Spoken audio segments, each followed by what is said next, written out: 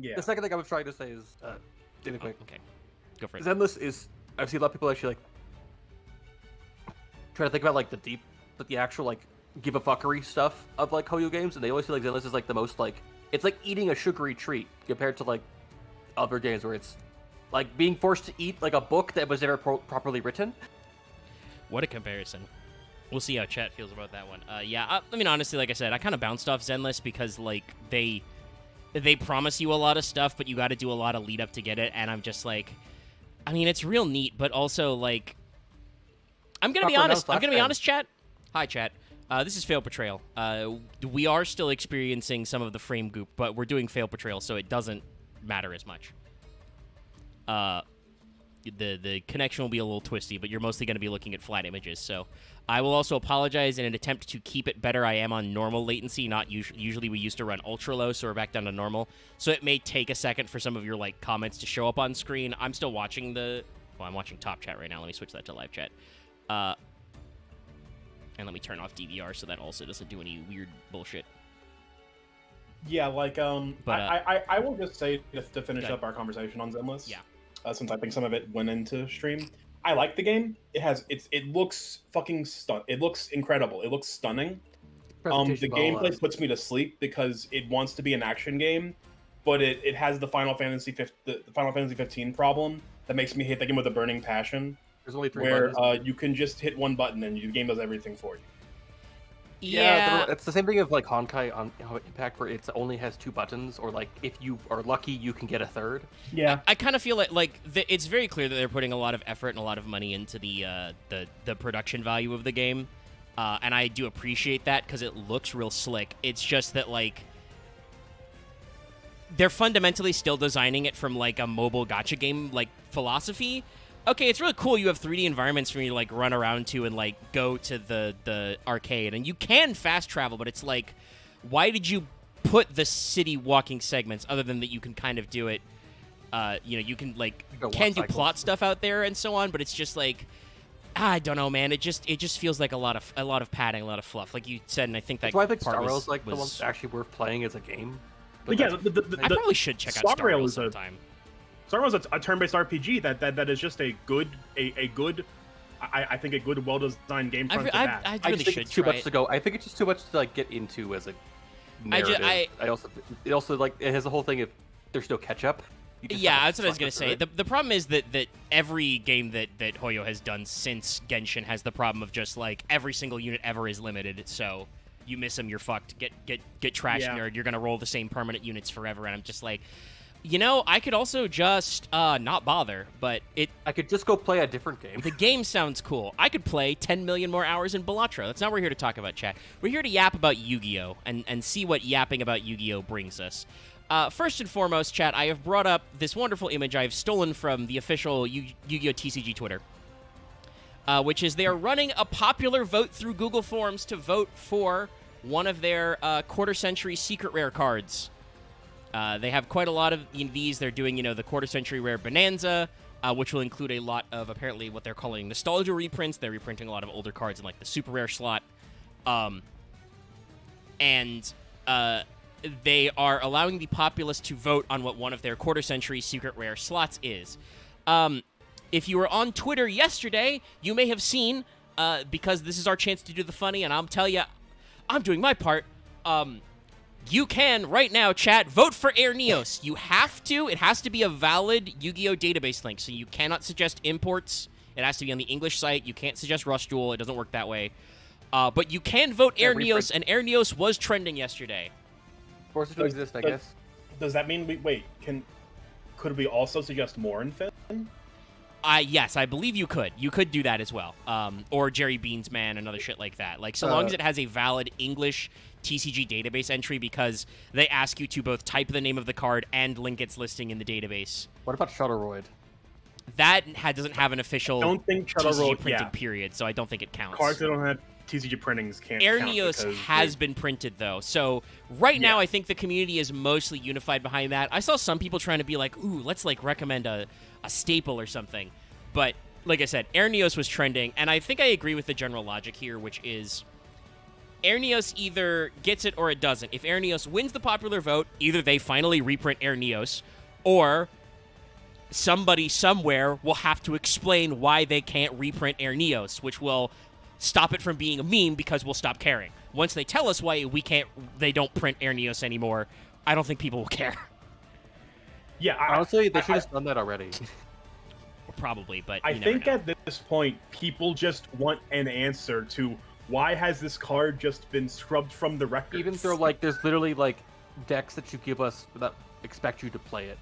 Yeah. Well, and he's, like, been cut out of card art. Like, he's not in Wake Up Your Elemental Hero or Instant Contact, you know? Like, which Instant Contact is a redraw of a panel from the anime with Neos in all his different forms, but Air Neos isn't there. So, like, in the card version. So, yeah, it's a wild one. So, you know, find that tweet on Twitter, vote on the forum, see what you can do at home, chat. Let us engage the funny. It's a situation. It's a Barbra Streisand-esque effect where the longer Air Neos goes without any reason that he was just erased from history, more people are like, what happened to this guy? Like we just want to know. And I'm sure it'll be some super, like, some extremely, like, non-interesting story or anecdote. And once we get it, people will be appeased. But we don't have it, so we want it. I do want to say, while funny, I did see a Ruxin tweet that was definitely not the voice of the people, where he was like, oh, you should vote Petite Moth. And I'm like, that would be funny, but Air Neos is infinitely funnier. Yeah. But yeah, so that's one of the things going on. It's also the regional season. Got a lot of decks coming up, and, like, honestly... Yeah, there have been a lot of curveballs. A lot of people said that the last ban list didn't change anything. And then after we actually played that meta, some people were like, oh, well, maybe it does. And now I believe today is Rise of the Abyss's official street date as well, so new cards. So hence why you're starting to see some Azamina builds come out. And that does seem pretty strong, but, like, there's been several regionals firing up, and a lot of them are wild. Yeah, there's normal stuff, Fiendsmith, Ubel, you know, all that good stuff. There but have been multiple Centurion tops. There have been two separate Exodia tops. Like, two separate Exodia first place tops, but like not like top 16. First place Exodia tops in two separate regionals. Oh, could they make other alt-win cards? They have. They've made plenty. It's just most of them are worse than Exodia. Terrible. Because if you make an alt-win con strat that's better than Exodia, well, one, that's, you know, not very lore accurate, but also just means that now you have to deal with that deck, because Exodia already wins sometimes. Yeah, and the thing with Exodia, I don't think the Exodia decks were winning through Exodia FTK or anything. They were just playing Exodia because it was the archetype. And when Exodia FTK's win con, it's just draw your whole deck, which nearly any deck can really do at this point. You should not be making a win con that's easier than draw your entire deck. Because, like, there are a few, you know, there's the Jackpot 7s, but that requires your opponent, I believe, to banish them. So you have to bait them into it. There is totally there are I have seen many FTK variants of it. Yeah. There's one list that I want to. There's one lists that I want to reference. We found this like right before we were starting the stream. I'm going to try my best to pronounce it. This is Dutch. Spikenis, the Spikenis regional. A deck got first and second place. Now you may be asking, how? It turns out, two brain geniuses built the exact same list card for card. Ended up in first, second place. Which is hilarious to me. Here, I'll throw it up for chat. Azamina Snake Eye Fire King. 42 even cards. Funnier, that is a first and second 42 place. card deck. Like if it was 40 card deck, it would be less funnier. The fact that it's like an odd number like 42, it's like, oh no, these two guys were like on the exact same sauce. These guys must have been like in a Discord or something together. Like they were clearly brewing this at the same time.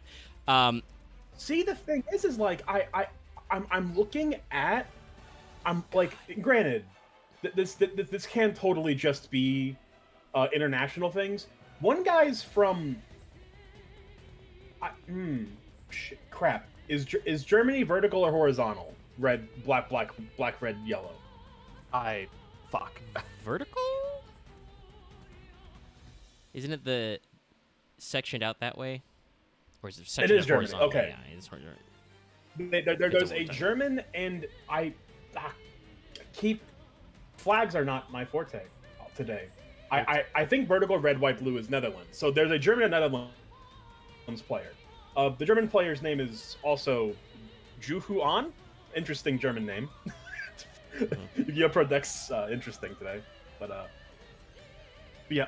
Unless these two were in the exact same Discord, which would surprise me if they're. But like, on man, separate what a sides of the fucking what a list this is. Yeah.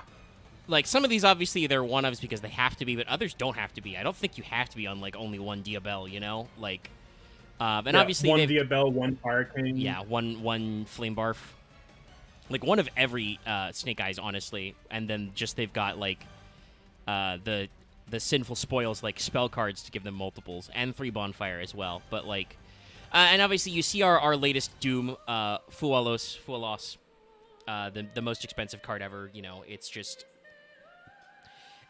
It turns out that actually the competitive Yu-Gi-Oh players are indeed sheep. They may possibly be pay pigs.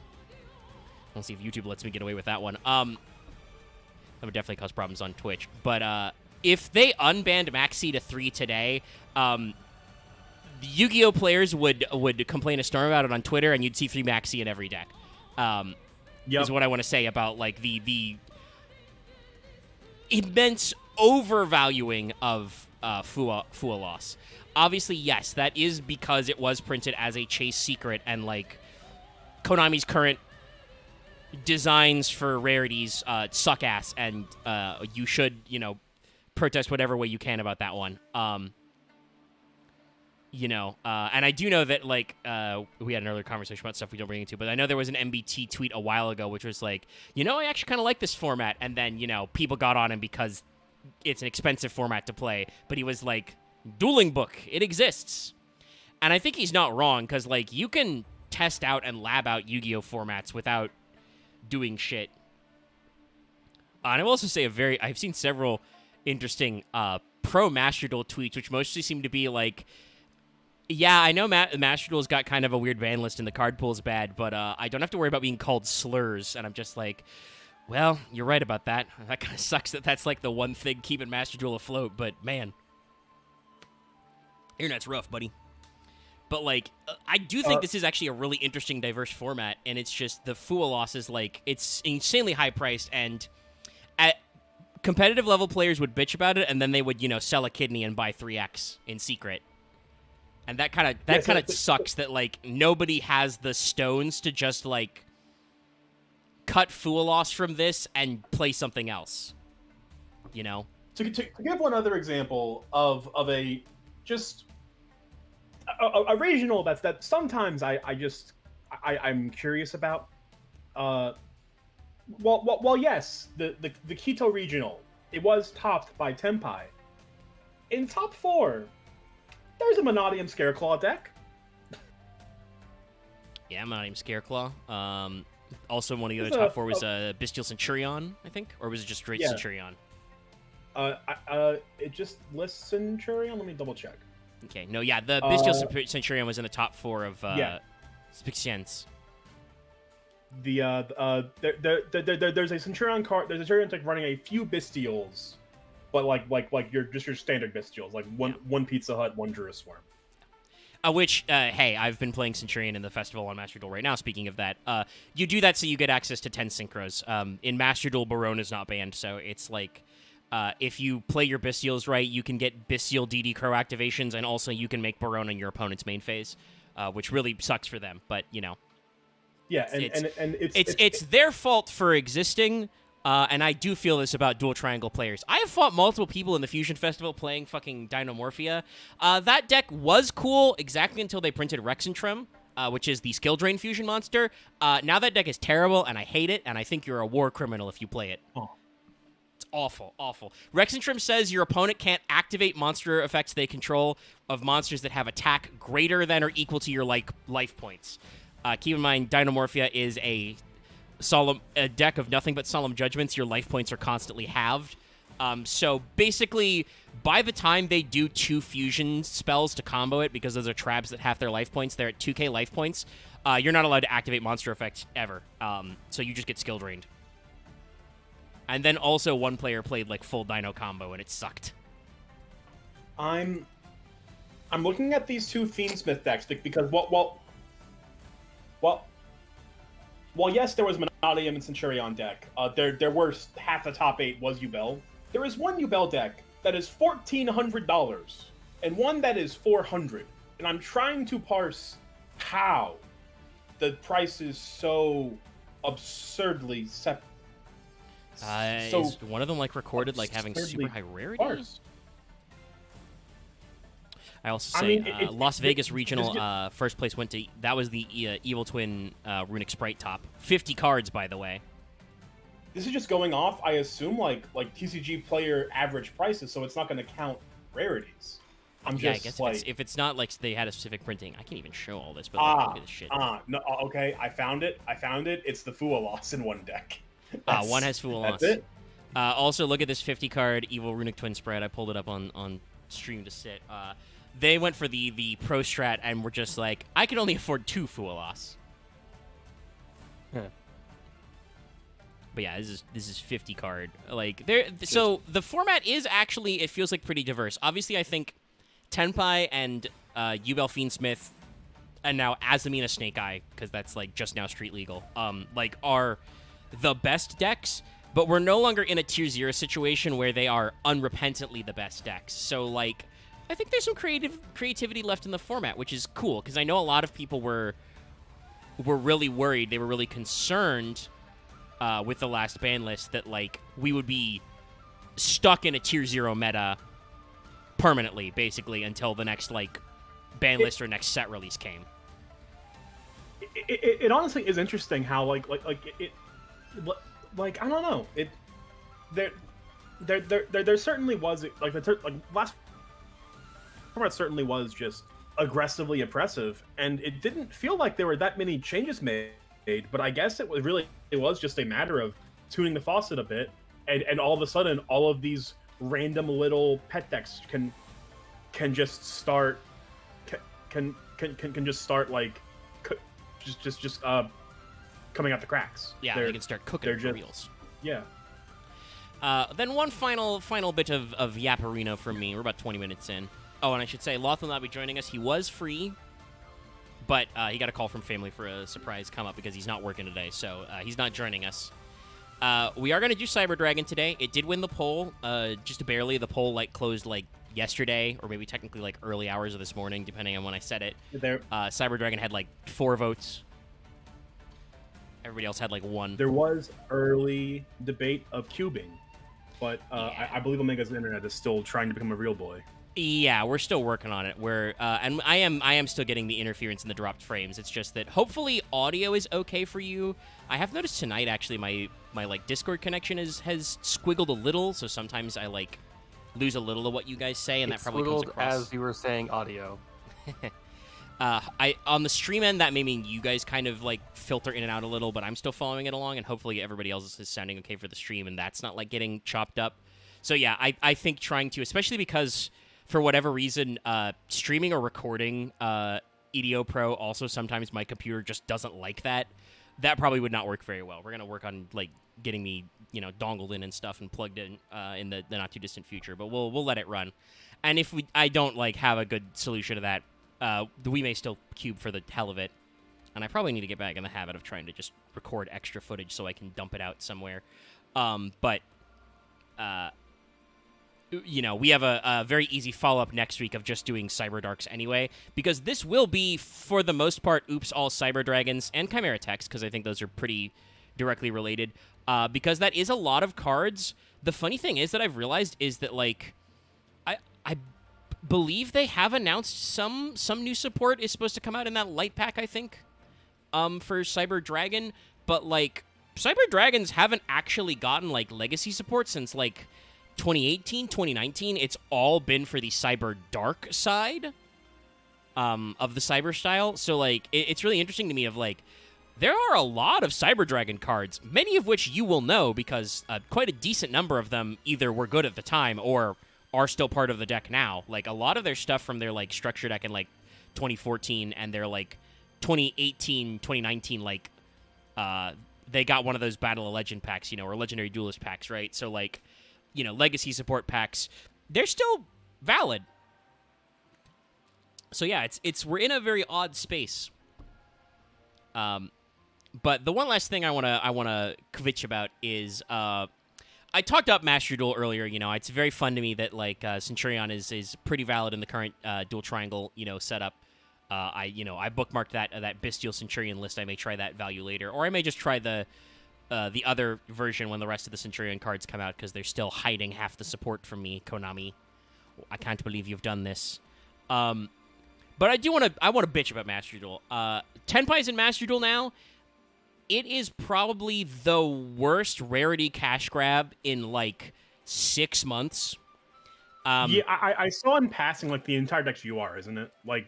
Not literally the entire deck, but most of it. It's not NR, is the way to say. Yeah, it's the best way to say. All of the main deck monsters are UR, SR, and it's more URs than SRs. The field spell is thankfully only SR, but it's starting limit 2, so they already knew they couldn't, you know, gouge you for that. Their quick play spell is ultra rare, though. Both of the synchros are URs, I think, or at least the 10 is. Thankfully, Trident Dragon is only a rare in Master Duel, so that's not a problem. But yeah, it's real bad. When they put Dragion in Master Duel, they had yet to formulate what Tenpai was, so they didn't have a chance. I think the only NR rated card in Tenpai is like their trap card nobody plays. Like, it's bad. It's very bad. I have ripped about 60 packs, 50 or 60 of the selection pack. I still don't have a full deck. I'm still missing like 2 URs. And this is including I had to make some outside URs. Like I had to craft regular Black Rose Dragon and a couple of other stuff like that, you know. But like, it's bad. And I say this sometimes, but I'm convinced because it is that way when it's like high-end meta decks that are mostly URs. I also think the numbers are tilted. Because I don't know if they publish their exact numbers of your ratios of getting any specific UR. Chat, I couldn't tell you how many fucking useless Infernity URs I've gotten. I've gotten the, like, one of the 2... I think there's, like, a couple of fusion ultra rares for Ritual Beasts that are in there. Got so many of those guys that have gone to prison. Just today, I pulled a Royal Rare Infernity spell. Not Infernity. Actually, yeah, no, Infernoid. But yeah, the Infernoid stuff and the Ritual Beast stuff is there. Infernoid stuff... Though it is void, so I guess that might also work for Infernity. The decks are weird about that. Threw that in the shredder immediately, because I have also pulled so few specifically Tenpai URs. So, like, it's real rough out there, and I have to imagine that, like, they did this. And I don't know if they did this just to money grub. They may also have done it just because this is, like, their one way to try and keep the format from being insufferable, because people have been pre-bitching about Master Duel being ruined by Tenpai for forever. And they did start with a preemptive hit, but yeah, it's crazy. And they're actually announced a Master Duel ban list recently that'll go into effect, I think, November 1st. There's basically no bans on it. It's just all unlimits. Mally to 3, baby. Yeah. It's time for Hero to be 2 -5. And Fusion Destiny's finally getting unlimited, which I don't like, because I don't like when Master Duel unlimits cards because they don't actually remove the problems. You've literally been able to play 1 Verte Anaconda this entire time in the game, and any deck that is actually hero adjacent has still been playing fucking Fusion Destiny DPE. So, like, unlimiting Fusion Destiny and Mally and stuff is not necessarily going to make it so that people aren't able to just cram DPE. I don't think that's super great with, like, full power Tenpai and, like, you know, Snake Eye Fire King running around, but it's just, they don't remove the old annoying cards. You can still have to fight old annoying decks you don't like. they're unlimiting like some branded stuff that'll come back. I mean, obviously, they haven't unlimited branded fusion, so branded players are still weenie babies. In the duel, I literally had one interruption. I had one Ash Blossom. My opponent plays one branded fusion, Ash, instant fold. I had fucking nothing, but neither did they, so they gave it up. They didn't want a chance they could beat me with them having a 4-card hand and me having a 4-card hand if I Ash branded fusion. But branded cards are still really annoying. So like Master Duel's still very funny to me. I like it a lot, and I like actually haven't had like any extra problems playing it online. That's the funny thing about like my streaming being like slightly cooked, is I'm like I don't get why the stream time is kind of gooey, because like I can play Master Duel with like on my PS5 with like I almost feel like less connection interruptions than I was getting when I was fucking land in at my last place. So like I don't know what's up, man. It's wild. But let's talk about Cyber Dragons. It can't be a case of internet connections being fucky, because my connection has been incredibly jank up until very recently. And at first I was like, maybe it's the Hurricane having done dumb shit, but it kept going. And now it's fine. So who knows? I don't. And I mean, like technically I am like wirelessed out, so like it could just be an issue of like peak hours and stuff on my end. Maybe I should try streaming at weirder times again, and see what's up. But like it's a little all over the place. But we've been going for about 30 minutes. Our usual yappification. Let's start talking about Sidra. It's time to talk about shocking ourselves. Remember, chat? No kink That's shaming. Cyber Dragons. Nope, no, that's my gun fishing. There's the text box. See, with my frames being screwed, I don't know if that'll even work. Here's the original Cyber Dragon. Admire it at home, chat, while I grab the alt art as well. If I can easily. Because it does have a gooey, dark art. Gone fishing!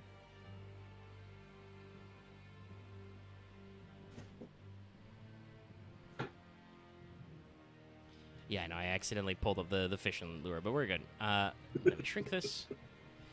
It's because in my hierarchy of layers in OBS, my text box, so it appears that the top is right next to my gone fishing alert. But yeah, here's the two Cyber Dragons. You just have that on hand forever. Yeah. Well, I did it just for ocean fishing, but then it's just like it's become my go-to. Like, hey, I've stepped away to like go pee or get a water or do something. I have to wrestle, a gator. If I throw up the gone fishing sign, that means the skeletons have come for me, This may just be a tech version of Steelix, but he looks sick. Yeah, Cyber Dragon's one of those cards that I have to assume, because this was like still fairly early in GX and like was a pretty iconic card. They probably got some Kaz input on this. Like, I don't necessarily think it's a direct Kaz art, but like they probably had to run it by him because it was a major GX card. They probably asked him for some input. And the OG Cyber Dragon is truly just vibing. Like, he's just a guy. Yeah, it's a dragon that's made of steel, but he's got good stuff. He's got like tubes coming out of his side of his face, like like classical, serpentine East Asian dragon whiskers. I love that both of these arts have very different, Windows Media Player backgrounds in them, but they're still so classic Yu-Gi-Oh! Like, regular Cyber Dragon has the fucking God Rays, whereas the dark, quote-unquote, Cyber Dragon art, because it is darker in color, has like the Cyber Dragon that is dark. Yes. But not a Cyber Dark Dragon. Yeah, that's a completely different card. But he's covered in the purple sex energy. Yeah, he's emitting some heinous vibes. Yeah, I was thinking this is enemy stand user. I mean, yes, no. If I put the JoJo Menacing over the Cyber Dragon alt art, it would be perfect. The like rumbling. It would absolutely. This is not an enemy stand. This is an enemy stand. Yeah. So both these arts are pretty sick. Yeah, like it's classic. It's simple, but you don't have you don't have to You don't have to throw in 50 different things into your pudding. If it's good pudding, it's good pudding.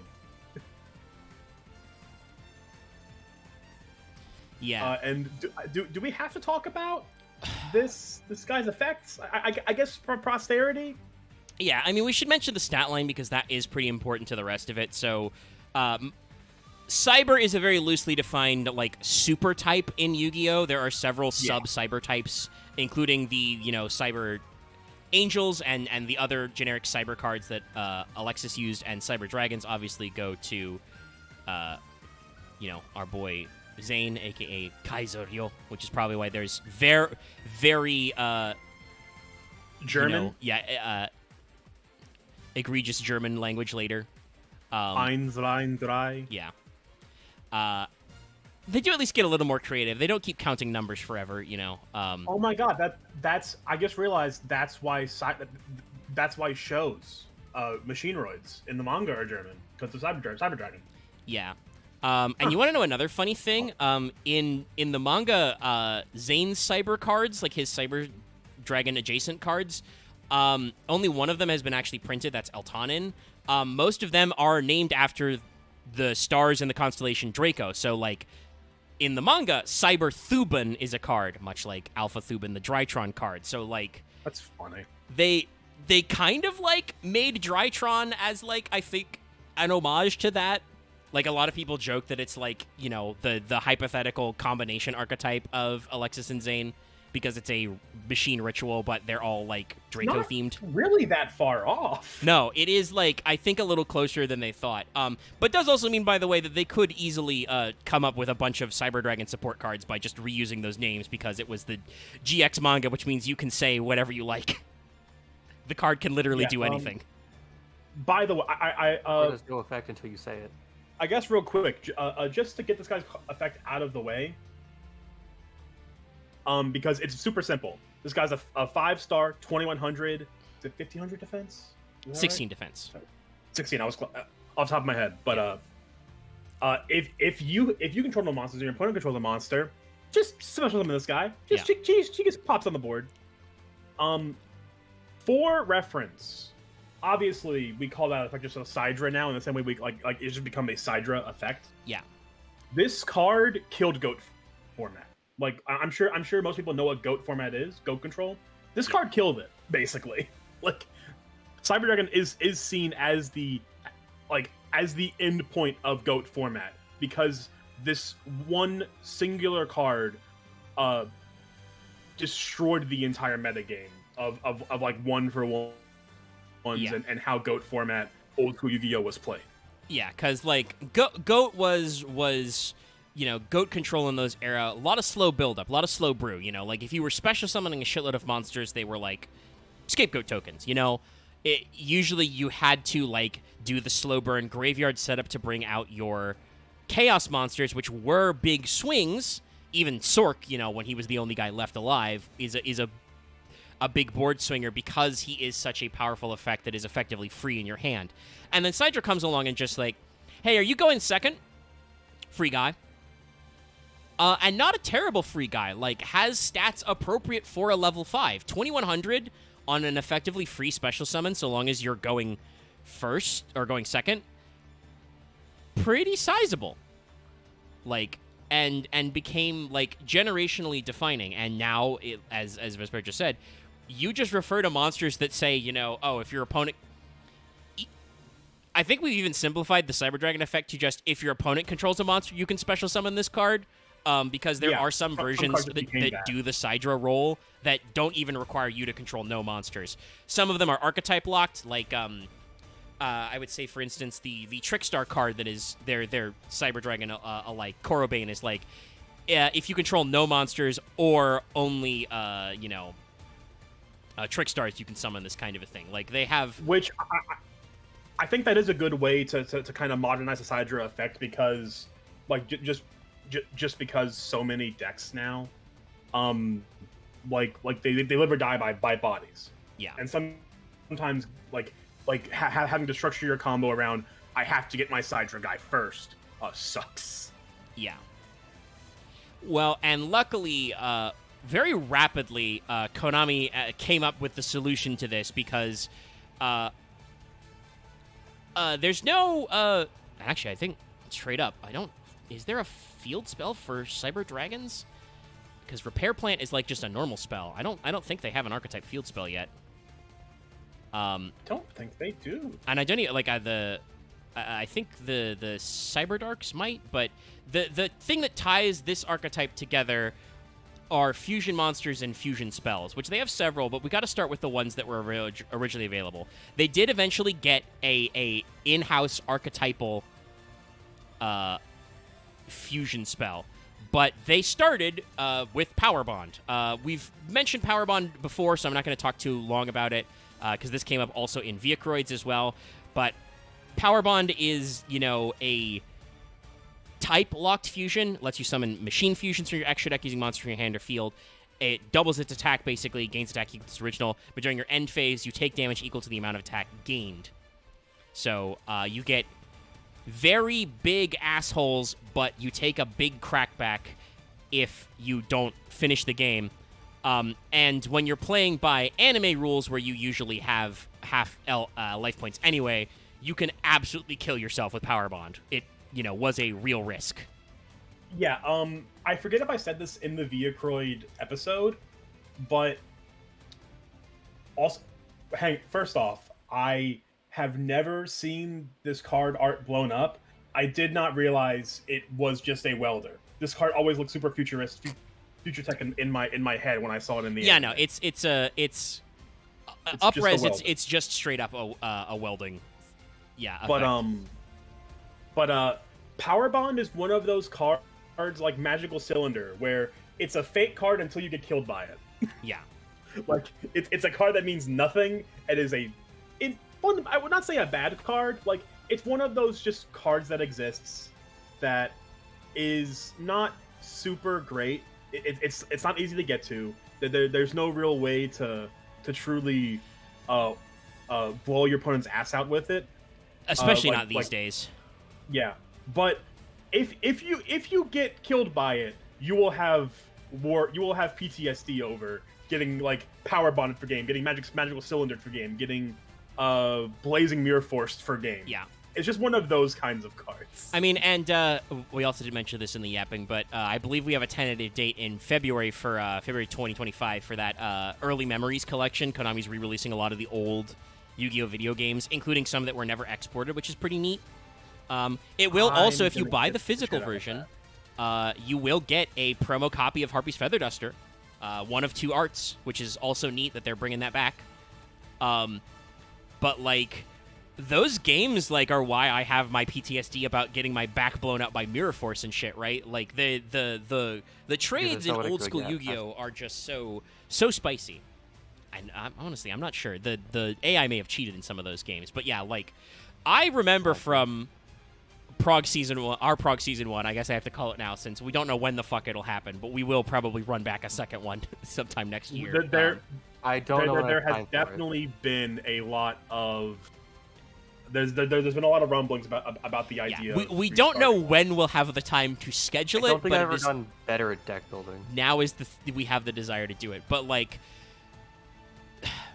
chat, the early GX era sucked.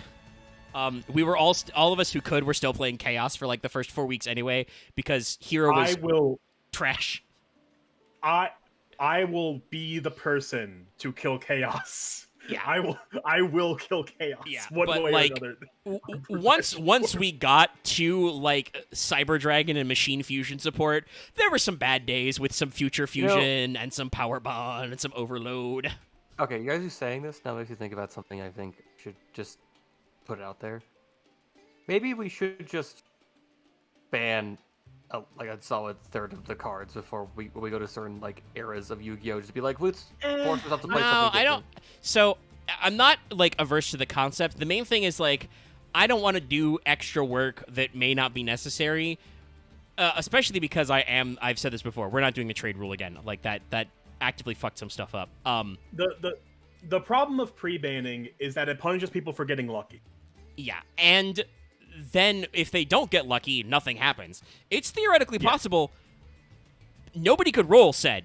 Like, I don't depending on how many people are actually in the format, I don't know how likely that is, but it's entirely possible we could get through that set and nobody has any Chaos Emperor dragons, or only one guy has it, and maybe he doesn't have the light and dark good stuff to play it, you know? That kind of, like, goes against the idea of progressing. I just do think that we need to be more aggressive about identifying cards that, like, if they're being overplayed, or they are so tilting that, you know, we get one guy who has a functional, like, constructed quality GOAT Chaos deck, and we're just like, okay, these guys need to fucking go. But we'll see. And honestly, talking about it, Set isn't even the problem, and Chaos Sork may not be the problem. It's absolutely BLS is the deck ender, because I can't get EDO Pro to do pre-erotic Set. We do all have Chaos Sork, right? The classic. I did mention it also, and I pulled up. If you actually communicated how many you had, yes.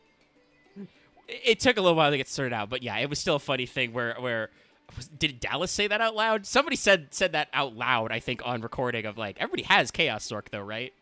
I may have asked it. I don't know, but... No, I don't. Didn't say anything. Yeah. And then you didn't say anything until, like, weeks later. I mean, at the time, though, I couldn't even play Chaos, so it didn't matter. Yeah. Yeah, I think, I believe you've told the story. Basically, you, like, looked at your polls, were like, oh, we didn't get any Chaos Sork, who is a rare. Well, I guess we're not building Chaos anyway, so it doesn't matter. Yeah, he was low rarity, but you just like, well, we can't build Chaos anyway, so it doesn't matter. It was only later that you realized, like, wait a minute, did everybody get a Chaos Sork but me? Yeah. At which point I was probably like, I've got like 6 Chaos Sorks. Whatever, man. I don't care. I had 9. Yeah, it was a situation like once I said it was sorted out in like 5 seconds because everybody had 50 copies of it. And that's why pre-banning might be extra work that we don't need, because honestly, we don't fucking know.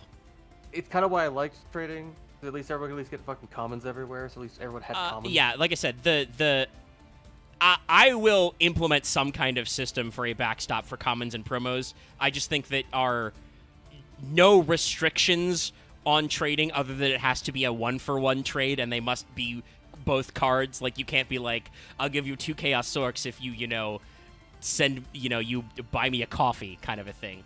Which I don't think anybody ever discussed, but there was some... Dallas really liked to try and, like, wiggle the rules of, like, hey, Omega, how much can I get away with trades? And I'm like, 1-for-1, please. I don't care if they're different, like, rarities or whatever. I think I can't put trading because I think it made it interesting in the sense of some people just have things they won't want, but other people will. Yeah, like, I liked the effect, but I think I can trace a lot of our problems and frustrations to trading for cards. So it's a whole thing. Anyway, we don't need to get into relitigating the prog system right now. I have pulled up Overload Fusion since I mentioned it and put it on screen. The card art's not really anything to write home about. It's I would say it's a Cyber Dragon exploding, but I don't even think it is. It's just an explosion effect with some red lightning and, like, some tubes, some cables. Overload's only Dark Machine, correct? Yes. The text of Overload Fusion, which is a normal spell, fusion summon 1 Dark Machine fusion from your extra deck by banishing materials from your field or graveyard. So it is a Miracle Fusion-esque effect in this case. Now, Chad, you may not be familiar with the goo that Overload Fusion was. In the days of yore, when Future Fusion was still the most broken card ever, Future Fusion Overload Fusion was basically a 2-card 0-turn kill. Yeah. And you would Future Fusion for all your marbles, then Windmill Slam Overload Fusion to just get the guy anyways. Yeah. You would immediately do a 1-2, and then it was just game over because the damage level was crazy.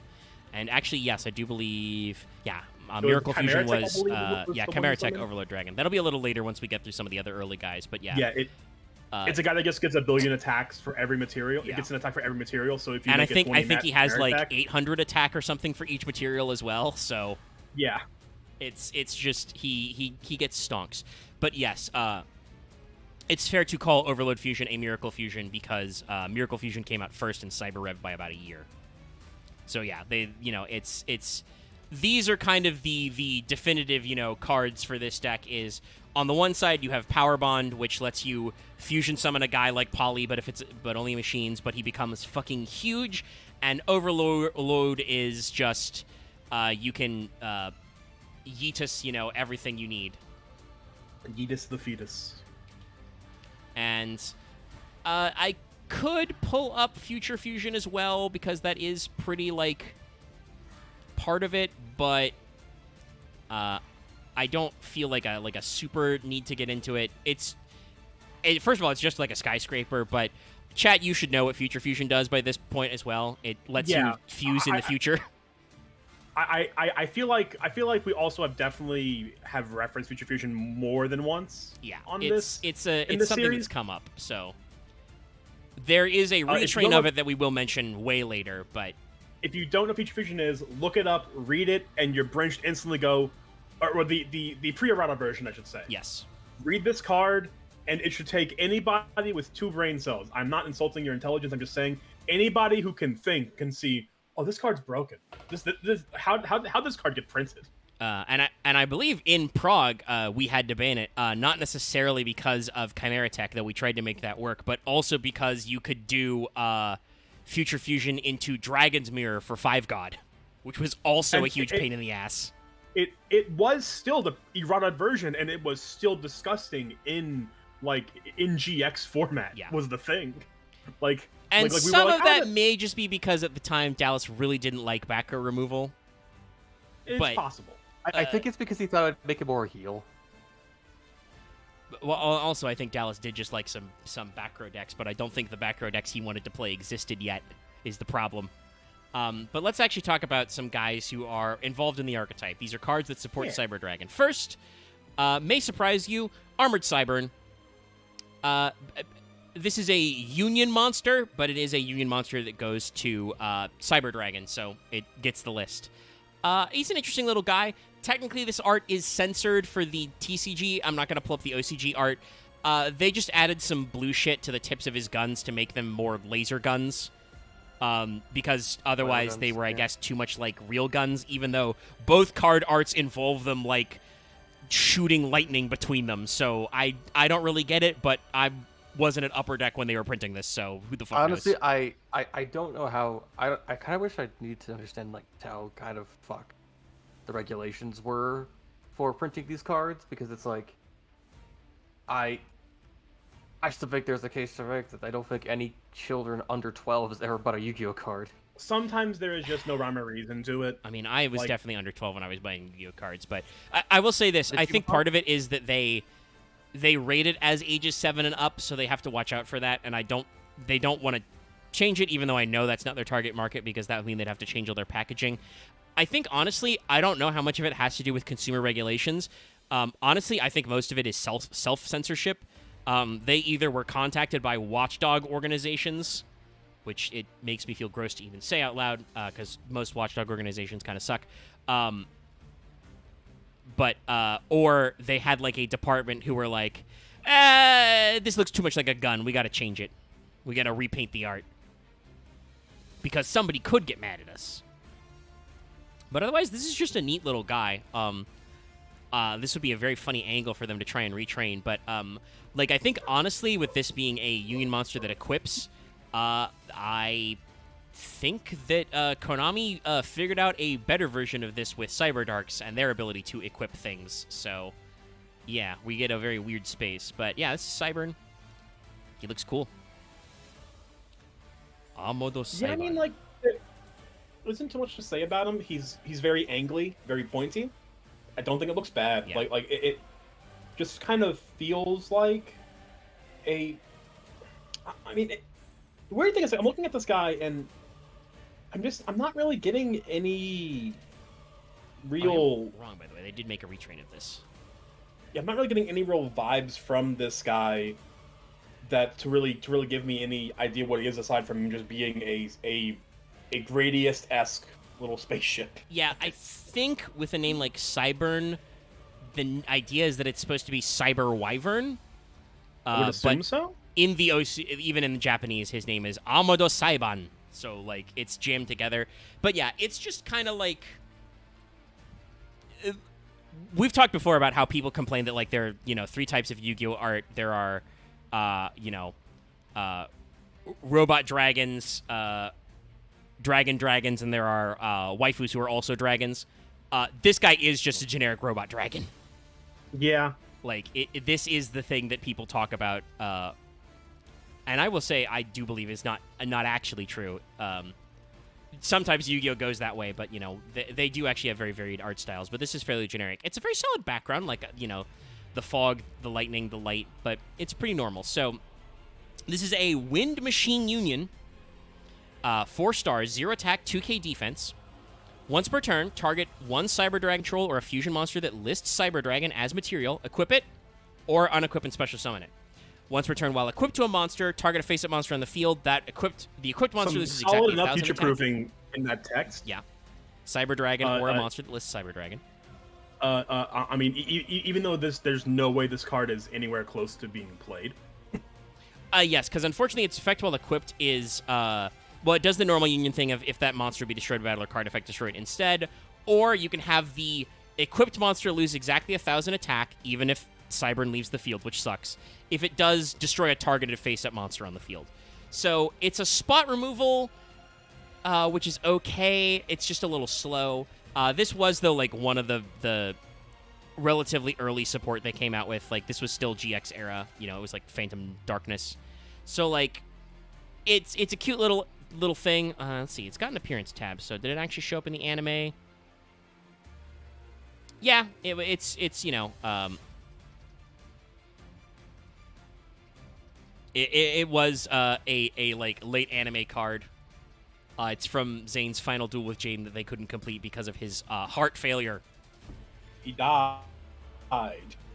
Yeah, rip a real one. But yeah, no. So like it has, anime specific tech vibes, but it's not, terrible.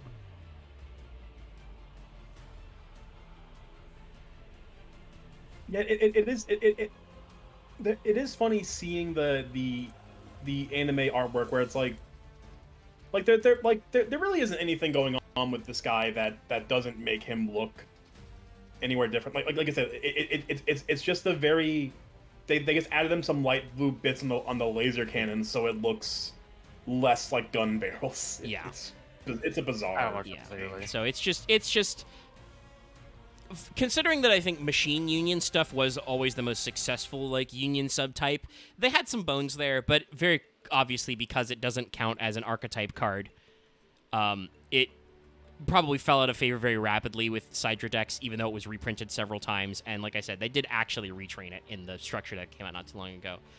And like, still, what's a weird I feel like mentioning Cyber Dragon on the card could help it some way, but again, it's like, well, and chat already has probably seen that the fact that it mentions Cyber Dragon or a monster that mentions Cyber Dragon, Cyber Dragon has a sub theme which is very much the same trick as Harpy does, which is lots of Cyber Dragons just say they're Cyber Dragon.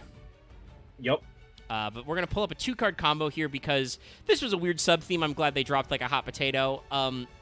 There were some weird Cyber Dragon, like, main deck evolutions that required spell and trap cards to set up. Alphabetically, this is our first one. Cyber Barrier Dragon and Attack Reflector Unit. They tried to give KAISER a Nex, and they realized maybe we shouldn't. Yeah. So, design-wise, I mean, considering it's called Cyber Barrier Dragon, I'm like... Well, it does look more defensive, but also having, like, a octagonal, bolt with jet wings on it is, like, a little doofy. It looks like he has one of those, like, cones you put on dogs so they can't lick themselves. Yeah, but instead of the cone part, it has, something. Like, yeah, like rocket fin, like you said. Yeah, rocket fins, yeah. So he looks a little derpy. Other than that, I think the design elements are okay, like going to more of like the hexagonal or octagonal, design. I will say I like the shades of pink. I do like them. Like, yeah, I was gonna say magenta, that. I like the slight color change too. Yeah, like pink, magenta, whatever you want to call it. I do. I think that little splash of extra color does make it look pretty cool. Also looks way longer, right? Yeah, I think it's supposed to be longer. So it's a little wacky. But yeah, so what they do is Barrier Dragon is a level 6 light machine, 800 attack, 2800 defense, big booty. Can't be normal summoned or set, cannot be special summoned except with attack reflector unit, hence why this card has never done anything. Once per turn while this card's in attack position, your opponent's next attack is negated. It's terrible. It's a terrible card. You should never play it. Yeah, this is something that was just happening in the early GX era of just making these little mini combos to sort of imitate fusion summoning, because obviously this is GX. This is before they made synchro summoning, so I think this was them attempting to play with a new summoning mechanic type. It just flopped hard and they never did it again. Yeah. I'm actually lying to my teeth. They did assault modes, which is almost the exact same thing, I guess. But that was at least like you synchro summon a guy and then you set him up to get even bigger. And also, we've talked about this before, several of those assault modes are fuckers. Like Stardust Dragon Assault Mode Turbo is like a legitimate deck in like retro formats because it's ludicrously easy to summon Stardust Dragon with like a Dragoonity engine, and then Stardust Assault Mode is just an Omni. Yeah, I guess the difference is that the Assault Mode cards, some of them are good. Yeah. Unlike some of them attempts do they not did. do anything, unfortunately, but some of them do stuff. Barrier Dragon doesn't do anything. I will say it's pretty interesting, but Barrier Dragon shows up a lot. It's played in the anime anyway. Like it gets shown or actively summoned like multiple times. It doesn't surprise me. They probably were trying to build it as one of KAISER's other boss monsters, so it doesn't surprise me. Yeah. So like they tried to make it work. And we haven't mentioned exactly what Attack Reflector does, but Attack Reflector is just a normal trap that says Tribute to Cyber Dragon, summon Cyber Barrier from your hand or deck. So better than like the Metalmorph special guy conditions, which is pretty good. It does cost you a Cyber Dragon. Honestly, it being a normal trap is not the worst. Like sack a Sidra to get a big booty defender is not terrible. It's just that imagine in the year of 2024 trap tricking this card. That would be so funny. Just inflicting selected damage on your opponent by setting this card. It's just like flipping up, Easter Island statue. You just make him go, and you're just like, shit, man. I'm cooked. I gotta go. I gotta get out of this now. I gotta get out of this with WCQ. Yeah. I mean, like, I still feel like playing the sous chef guy who basically gives you a receipt afterward. I still think it's like, nah, man, you should take third round. But yeah, funny card, funny concept, flopped horribly. They learned from their mistakes. This is kind of how we can sum up this guy. But sadly, we didn't learn from our mistakes right away because there's a second version of this gimmick. There was the defend. He defend, but also he attack. Did not realize we had two different versions of this guy. Yeah. So let me grab the card art for the other one. The offensive version of this is Cyber Laser Dragon. I will say, just while you're bringing this card up, I have noticed a slightly longer delay between the stream and our voice chat. Oh, yes, sorry. I did mention that earlier. I'm on normal latency to see if that helps out, so there is a little bit of, bit of lag there. I probably missed that then. It's my bad if I didn't. That wasn't clear earlier. I will also pick up Photon Generator Unit, which is the thing we got going on. And then both of those will be up on screen in a second.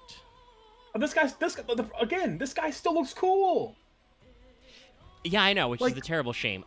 Spoilers, I think Laser Dragon is ruined exactly by how Photon Generator works.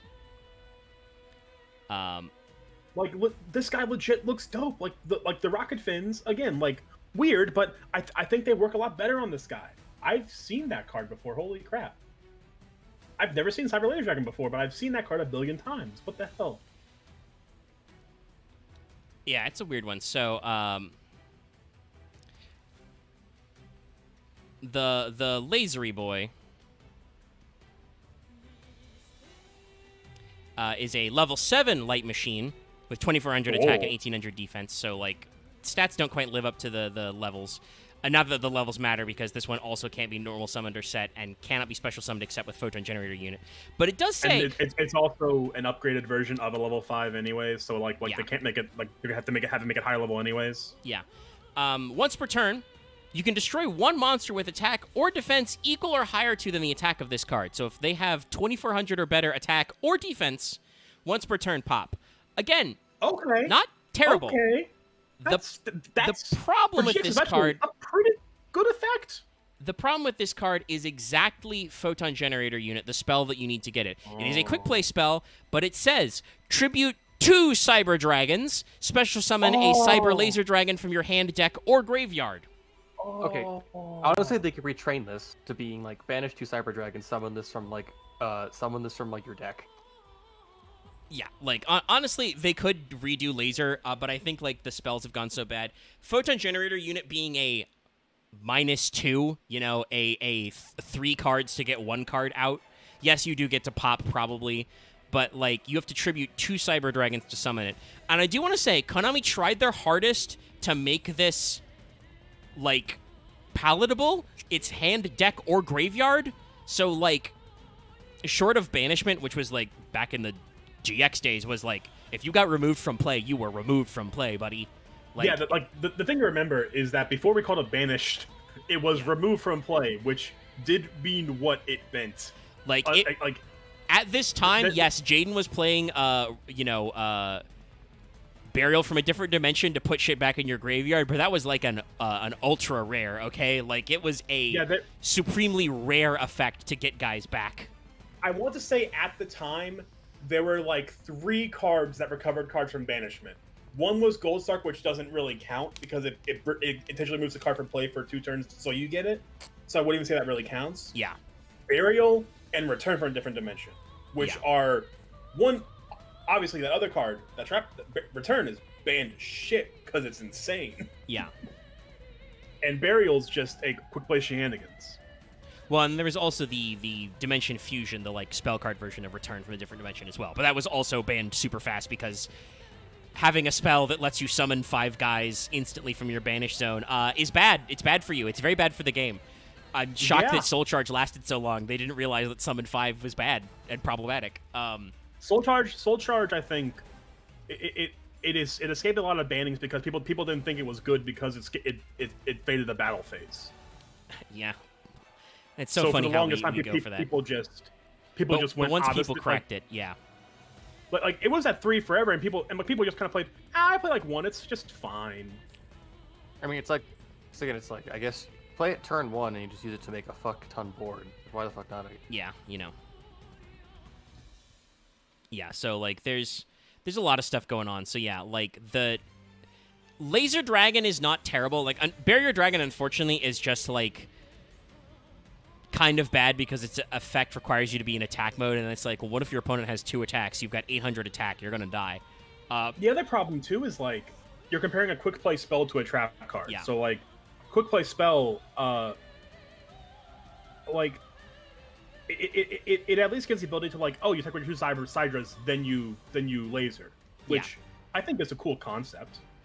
Yeah, it's not bad. It's just one of those things that like once we start doing like high level Yu-Gi-Oh math, you know, once you start applying card advantage theory to this, you're like, oh, Photon Generator is not really worth it because for the same cost of a spell and 2 Cyber Dragons, you can make a guy we're going to talk. Actually, fuck it. Let's talk about the classic fusions right now. Let me grab those guys. The twin. Because I could talk about all the like other cyber guys, the other machine monsters that like KAISER play that are clearly originally supposed to support Cyber Dragon. But I think we got to talk about the fusions because they are such an integral part of it. We need to talk about the 2 OGs at least, right? Yeah. Twin and End. Yes. Because they are they're a reason why I said that like this deck doesn't have an archetypal field spell from back in the day. It has fusion cards you play to get to the big scary guys. The first one we will be pulling up is, and I do believe there are not Let me double check. Are there alt arts for? Yeah, there's no alt arts for Twin, which is very funny. Because for reasons, if you don't know what Twin does, when Twin's all up and loaded, chat, after latency catches up, Twin is the one that is more common for several reasons. But End also has some serious bips and bites to him as well. But yeah, once stream catches up, we can see the card art. And I do want to say that I like the relatively simple aesthetics they go for, which is just, it's 2 Cyber Dragons, so he's got 2 heads, right? Yeah. And I've never really noticed these extra shades of color on the Sidras. They look really nice. Like the blue stripes on the one head, the yellow gem, I guess, on the other. And their eyes are color coordinated too. Like the blue head is kind of like bluish green eyes, and the other one has yellow eyes. Yeah. This is a idea that Blue Eyes would appropriate way later. Because I do want to say that I do kind of feel like. I think, KAISER Ryo, Zane was kind of in our Kaiba role for a little bit. Like, he was kind of the... not, like, the most jerky, because, like, the Chaz, obviously, was, like... Yeah, KAISER in the worst thing KAISER did in the early sagas of Yu-Gi-Oh! was be a shitty brother. But even then, like you can't look at it, it's like... No, it's like some of it was his idea of what tough love was supposed to be. Yeah. Like, he very clearly still cared about Sho. Yeah. It was only when he became Hell Kaiser. I don't think there's even any, like, I don't think there's even a dubist like version of his edgy version. Yeah. I think he was still just Zane, right? I think so. They didn't give him an extra epithet to let you know that he's evil now. I don't recall. They may have had to make something up for lip flaps, but yeah, I'm not sure. But like, yeah, Cyber Dragon does really mostly because Chaz did not really have a like cohesive deck archetype until way later, and even when he did, it was like he would clearly had journeyed to the like begrudging rival protag. Yeah, his deck was like Chthonian monsters and at some point he was loaned his second deck was VWXYZ, but I think he may have been loaned that by his brothers. He was given just a bunch of rare cards that was like, it was like Arm Dragon and the V through Z and stuff. Then the thing he like started winning by when he comes back as Manjome Sunda is like, he goes full in on the Armored Dragon stuff with Ojamas on top.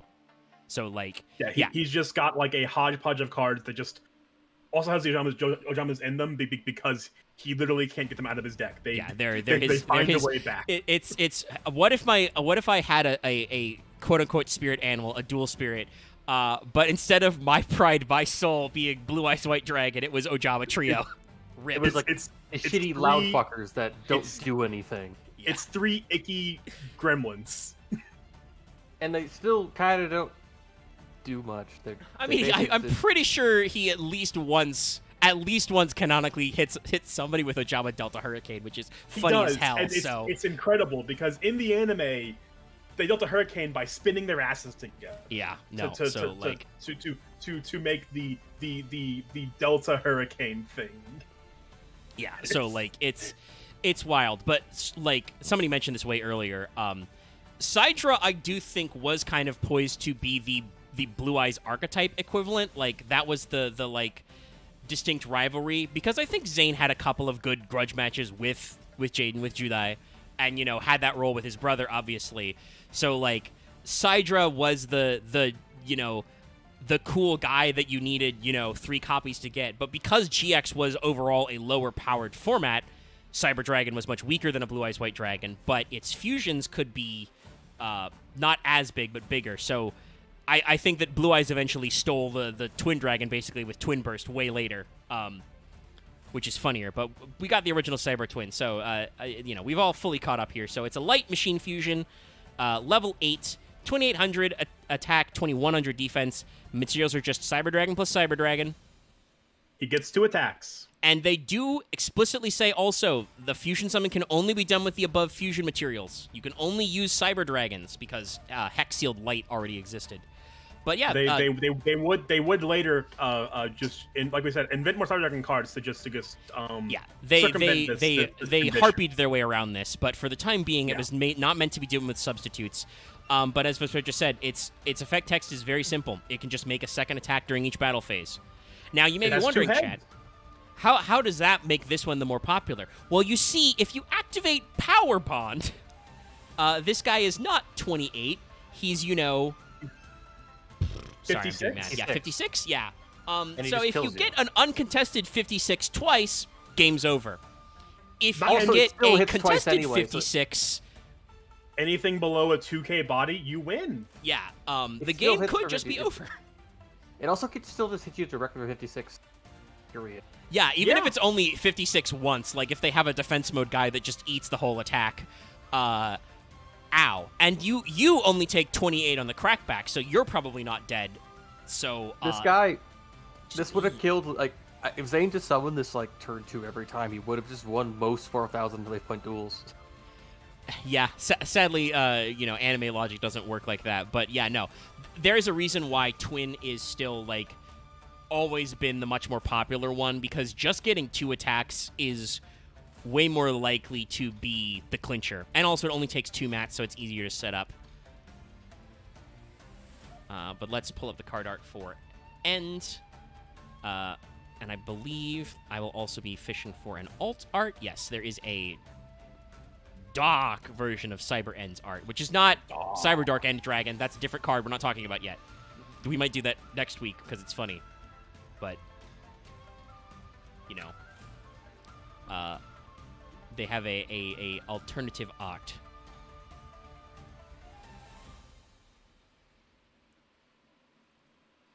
Which I will grab for thee.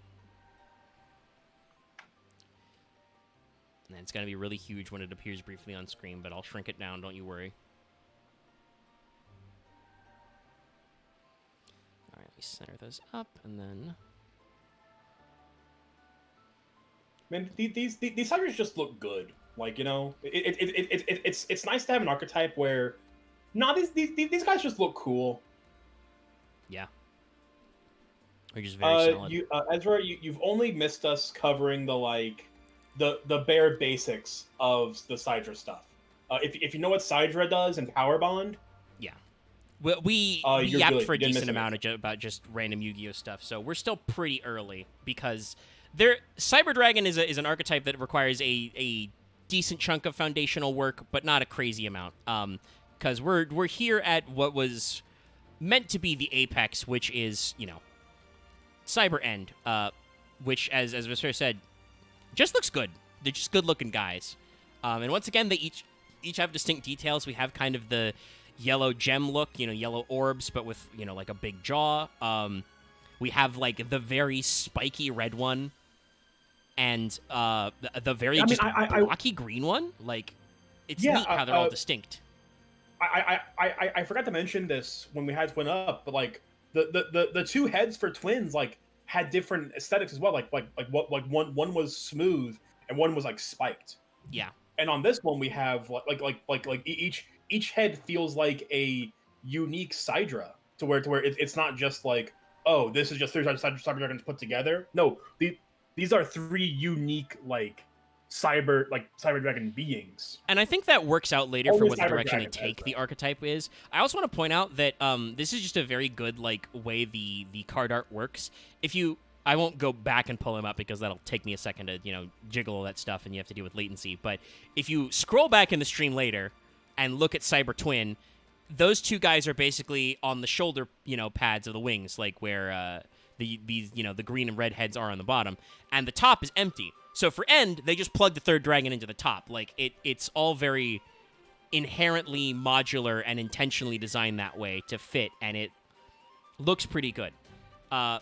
And yes, somebody said before, Cyber End is basically just the Cyber Dragon version of Ultimate Dragon. It's a level 10 light machine fusion, 4K attack, 2800 defense. So again, they're like not quite as much credit as 3 Blue Eyes put together, but still pretty huge. Its materials are Cyber Dragon, and Cyber Dragon. What? It also says a fusion can only be done with the above fusion material, so once again, trying to prevent cheating out. And End Dragon's effect is also very similar, which is just if it attacks a defense position monster, inflict piercing.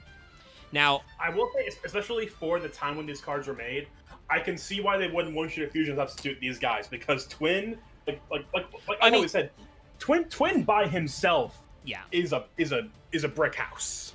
And I mentioned before, Hex Sealed Light Fusion exists, which means that not only do you have a monster that can pretend to be Cyber Dragon if you want to use Power Bond, but also all of those Hex Sealed fusions have an effect where if they're on the field, you can send them and the other guy to the graveyard to perform a fusion summon of that attribute as well. So, like... I don't know when it happened. I'm almost certain there was a machine substitute as well at this point. Yeah, and obviously, like, King of the Swamp existed, who also gets to discard for Poly, like, you know, that... Yep. Which is why I think still played him regardless in this deck, just because you, just because you could get that poly from deck. Yeah, no, because there are Power Bond searches, but they all came way later, you know. Yeah. So like, yeah, there's a lot going on. I think that makes these decks very good. So yes, it's a reasonable restriction, and Konami came up with a very creative way to get around it later when they had to do backup support. But yeah, Cyber End is also still really good. Obviously, Twin saw a lot more play because it was easier to make, requiring only 2 mats, and just double attacking with a Big Bungus was an easy way to game over. But Cyber End also is like, it's not double piercing, but it's piercing damage. If you make this guy an 8k asshole with Power Bond, and your opponent has like a 0 defender, the game is over. And once again, much like with Cyber Twin on Power Bond, even if they have, like, you know, a 2k defender, well, they still take 6k to the teeth, right? Like, it's not nothing. Obviously, you know, right now in Yu-Gi-Oh! We have the philosophy of, like, well, the only life point that matters is the last one. But games in the GX era were slower. If you could get a big amount of pressure, it's hard to come back, because then it's just like, okay, so my opponent made a Cyber End Dragon. That required him to use all 3 Cyber Dragons. Sure. What's the rest of his deck made of? Can that kill me? You know, like, even if I get rid of Cyber End, if you take 6k to the dome, you don't have a lot of wiggle room left, you know? Not only that, like, just like dropping a Cyber End Dragon on the board prevents your opponent from playing defensively, because he will just keep piercing you to death. Yeah, and I think Scapegoat may have been Limit 1 at the time? I don't remember when Scapegoat actually got banned. I feel like it was... I don't think Scapegoat got banned until, like... Probably not until, like... it may have been the Link era, for all I know. I'm pretty sure Scapegoat was, like, a fine card up until Link era, where they went, oh, this is just someone's 4 Link material. We can't have this happen. But, like, again, you know, Scapegoat was one of the classic parts of the GOAT format. Those guys are all 0/0, bud. So, like, you could... That means that, like, some of your greatest defensive options, you can't just chump block, you know? You have to do something to respond. So, admittedly, it doesn't have any protection, but Cyber End Dragon still demands a response from your opponent. And, again, Power Bond is permanent. So, how do you get over an 8k guy? You don't in Yu-Gi-Oh! I mean, like, obviously there are ways to, like, do some very funny things later. But, like... You know, real quick, I just checked. Scapegoat was never banned. Oh, was it only, like, Limit 1? I know that they errata it. It was never banned in either format, in either region. I guess they stopped themselves from banning it by just errata-ing it. When did they errata Scapegoat? Yeah, I don't know, but I know that Scapegoat has an errata because it has, you can't summon, special summon the turn you use it. Huh. Now. It's a very odd one, but yeah, that was in Battle Pack Epic Dawn, which was 2012. Wow. So I guess they just even in as far as the Synchro era they were hitting it. But yeah, so End is just a motherfucker, like, as well. It's a really big scary guy. So now we're gonna go back and probably not talk at length, but mention some of the various weirdo cyber cards that go in this machine deck. I am gonna step away and grab a bottle of water real quick, but I'll pull up Cyber Esper for you to look at. there are plenty of weird one-off Cyber Dragons because again, it's an anime archetype. So like super heavies, like heroes, there are just going to be some cards that got played one episode, did like one semi-cool thing for that episode, like in the super specific situation, the anime cooked up for them, and then we never heard from them again because they were ass. Yeah. So you guys can look at Cyber Esper for a second. I will be right back, chat. Oh, what is going on with this guy? Oh my god, this reminds me of like some like PS2 Japanese only like RPG monster. This feels like Scrap Iron Scarecrow's cousin from an HR guy, but designed by HR Geiger. Actually, no. Its wings are like Cyber Phoenix. Yeah, kind of. So it looks like a person that got. It looks like an Esper that got turned into a cyber thing. So it's almost, I guess, like a weird. I guess it's a weird like Japanese style 2007 Terminator. Yeah, I mean, I don't know how to describe it, but like you get what I'm going to say that. I dislike how I dislike it's shaped like a person. But it's an Esper though. It's specifically meant to be like a machine cyber. It feels like a cyberized person intentionally. Espers though aren't necessarily like I know Espers are like meant to be like psychic users, but that doesn't have to mean that they're people. They don't have to be people shaped. They can just be an Esper. They didn't have to make a person shaped with 6 wings. Okay, I'm back. Chat could not hear me because I was successfully muted, but I heard Vesper's initial impression when this card came on the latency. You hear what I was saying? So you could not hear to me. No, I just got back. But I just heard Vesper's initial "oh no" when this came up, and you couldn't hear me, but I he-heed to myself.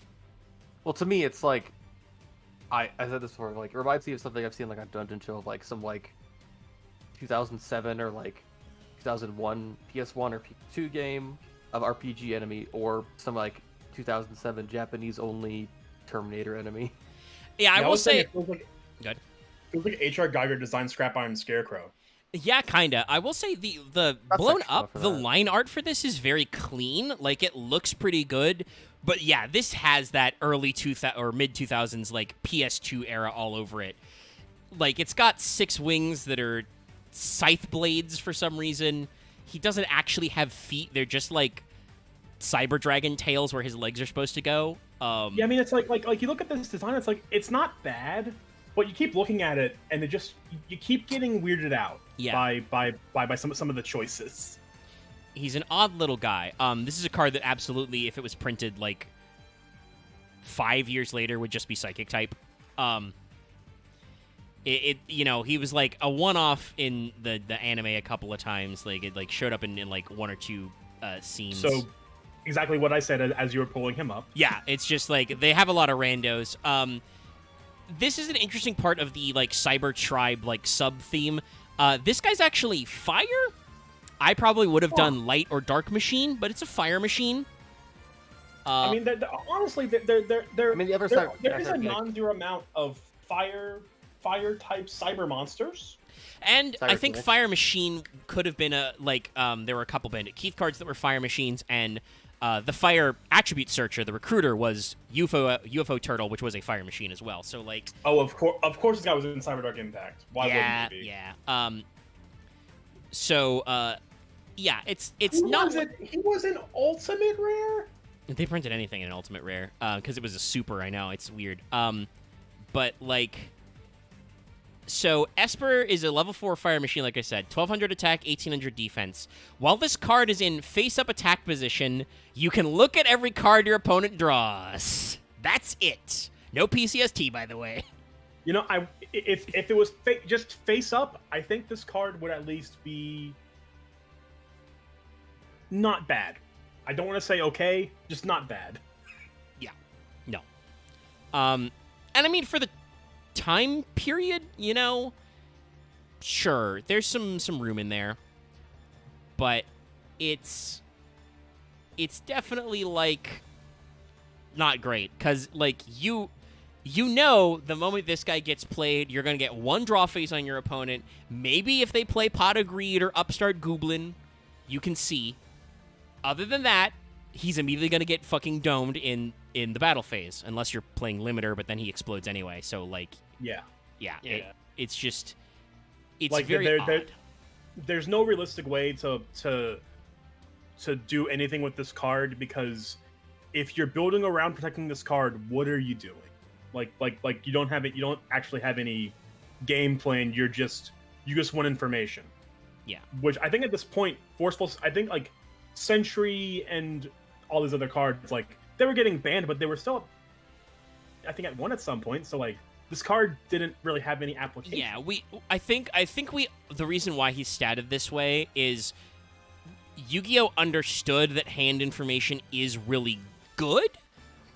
Oh, a pointer was around forever early on. It wasn't until like super late when 2K Life. At the same time, I think that this card is too strict because the information you get is not good enough, because it doesn't let you look at your opponent's actual hand. You know, it just lets you see what cards they draw. And, you know, yeah, that can be impressive in the anime, but it is like you said. It was just like a one-off in like one episode of the anime. I assume this next guy is also going to be the same. Let me look at his appearance tabs. Yeah, he was in a couple episodes. Our next card is very interesting because it's called Cyber Keaton. But in the OCG, this is Cyber Girafu. Cyber Giraffe. Yeah, so quick Japanese lesson. I know this because of Naruto. The Keaton, which is also like an ancient Chinese unicorn in mythology.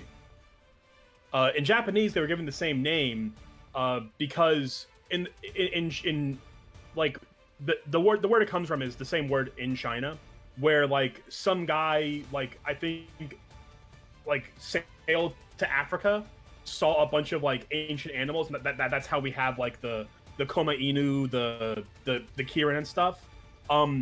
He saw a giraffe and was like, "Oh, this is like a unicorn." He didn't know what a giraffe was. Yeah, and there are lots of. I mean, there that works as well for European like versions of those animal names. Like, you know, you've heard the jokes about, you know, a blind man describes an elephant, but also like the technical term for like I mean, the Latin word for giraffe is camelopardatus, literally camel leopard. Yeah. They were just like, well, it's a camel that's striped like a leopard. I don't remember what the full... Actually, yeah, no. I think hippopotamus is, like, in Greek, literally, like, river horse. I want to find whichever Greek saw a hippo and then, horse of the river. I want to punch him. Because that's stupid. You should have called it, you know, demon of the river. Or I feel like you should have called it, like, emperor of the fucking river. Yeah, the king of the river. But River King. I've read this card's effect. Why? Yeah, hey, it's an anime-ass card. I won't linger. It's a anime. For you know, a robot dog dragon lion man. He's pretty cool. I do like his little mace tail. And he's got a classic Yu-Gi-Oh background. What this card is, it's a light machine level 3. It's got 300 attack and 800 defense, so it sucks ass. You contribute this card, make any effect damage you take this turn 0. It's an anime card. It's designed to prevent you from getting burned out because that was a very common, like, anime trick. So, this card is not great. It's just for an anime gimmick, and hence why it has never come back. Yeah. Did you say its stats 300, 800? Yeah. I mentioned it there. It's terrible. Not a bad design. Again, like I do like the extra colored accents on the cyber cards. It does give them an extra. It does give them a fun design that's not just like stark white.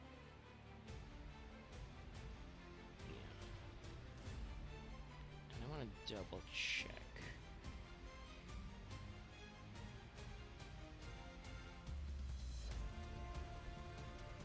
Yeah. Do we want to? Nah, we can probably. I thought about bringing up Cyber Ogre and Cyber Ogre 2. Those got played against Zane, and they are machines, but they're Earth machines. They're not directly related. They just kind of have similarities. They did come out in Cyber Dark Impact, though, which is very funny. But Cyber Dark Impact just had anything in it. Yeah. A lot of things. I can briefly allude. I feel like for the anime, they tried to do Cyber Ogre and Cyber Ogre number 2 as like a foil to Cyber Dragon, because Cyber Ogre regular is a level 5 Earth machine, but it only has 1900 attack. But you can discard it from your hand to the graveyard to negate a battle with a Cyber Ogre, and then the Cyber Ogre gains 2000 attack until the end of its next battle. It is a quick effect. So it's got like a weird setup. Cyber Ogre 2 is a machine that requires 2 Cyber Ogres to be fusion summoned, and it basically gets the Metal Morph effect. It gains half the attack of the target during damage calc. So, I will at least say Cyber Ogre 2 looks dope. Yeah. He looks cool. He looks like a cool guy. In fact, I've got his card art ready, so I'll put him on screen while I grab the next card. But yeah, I thought about bringing those guys up, but they're not technically directly related. But I do feel like they were a deliberate attempt to thematically like mirror Cyber Dragons. But obviously, nobody fucking remembers Cyber Ogres. Okay, so they're played by the principal, yeah, who is the other like cyber style guy. And I'm just gonna say this while we pull up the other cards.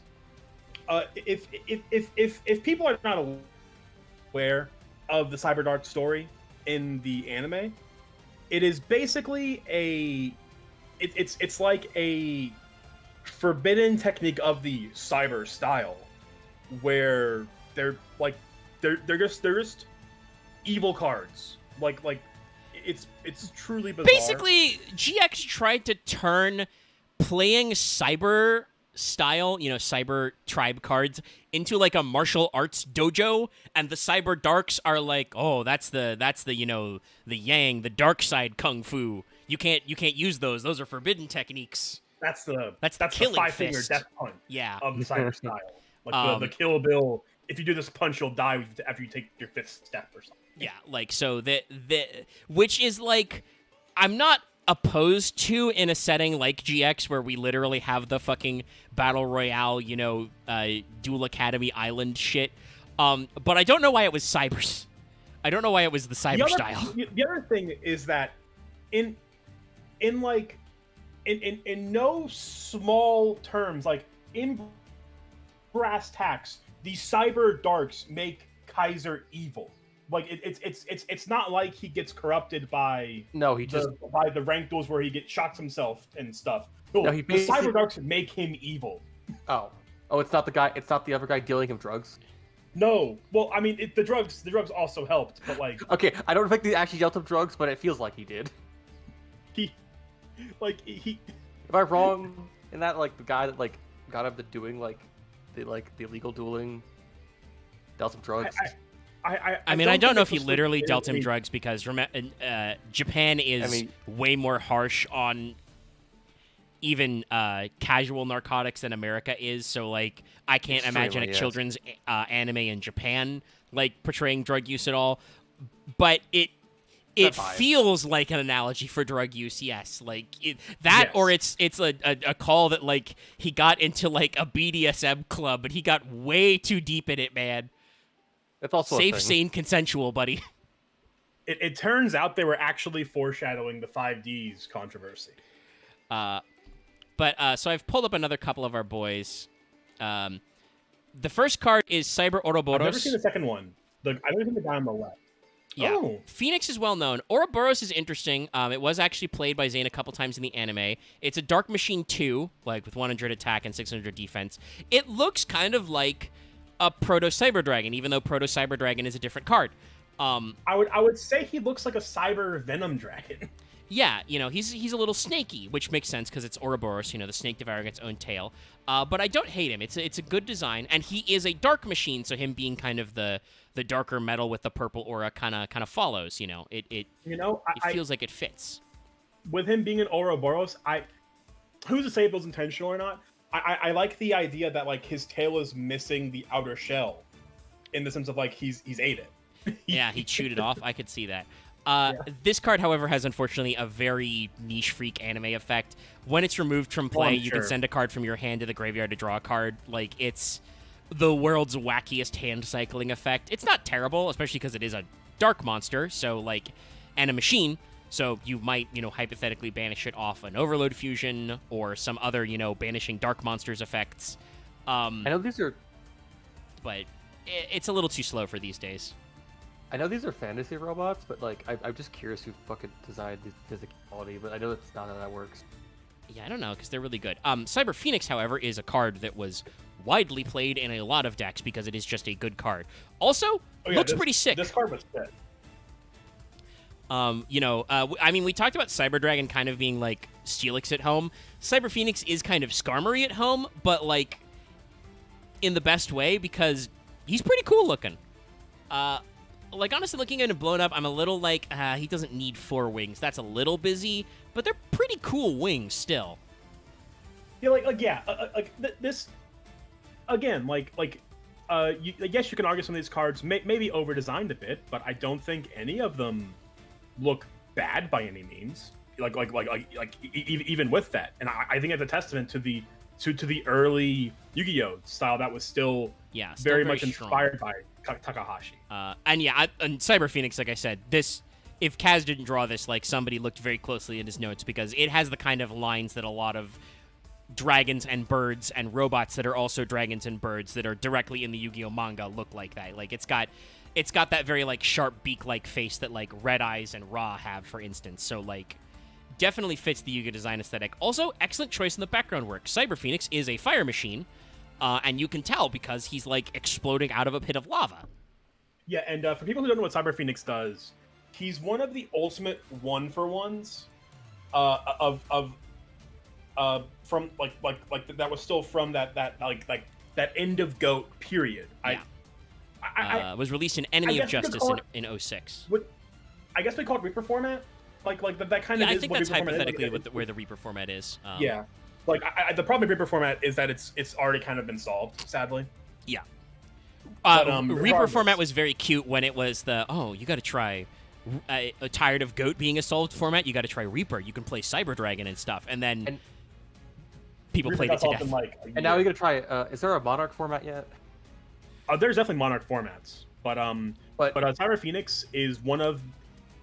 It's a card that, like, you read it on paper, it doesn't sound that crazy, but it's just one of those. It's just one of those random cards that is just such a powerful one-for-one tool that allowed it to just be played as a one-of singleton in every deck because it generated advantage. And this guy's been printed a fuck ton as a result. Like he's all over the place in commons and high rarities. So Cyber Phoenix has 2 effects actually. Its first effect is already pretty good. When it's in attack position, negate any spell trap effects that target a single machine monster you control and no other cards. So this card. Yeah, targeted removal? Nah, get it out of here. But also, the 1-for-1 effect is when this card's destroyed by balance into the graveyard, you can draw a card. Just go +0 when this guy gets flattened. He's a 1216, like, not for a 4, little shabby, but not terrible stats. Some decks would just play this card as a one-of, even if they didn't run machines, because it especially in a mid-game meta. You just put this card down, and your opponent has to decide: do I give them the free draw, or do I waste 2 removal spells on this fucker? And if you were playing a machine deck, I would like to point out, in attack mode, that is a legitimate target for UFO Turtle. Yeah.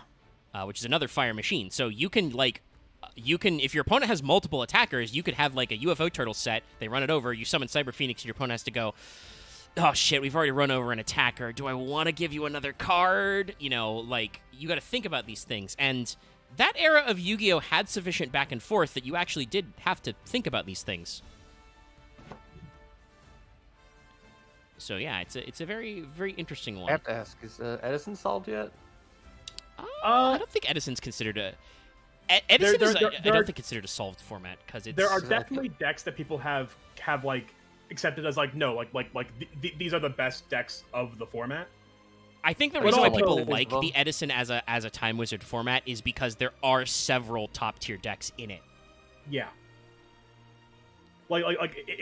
It's definitely close to being a solved format, it's by no means a format that has no variation or skill to it. Yeah.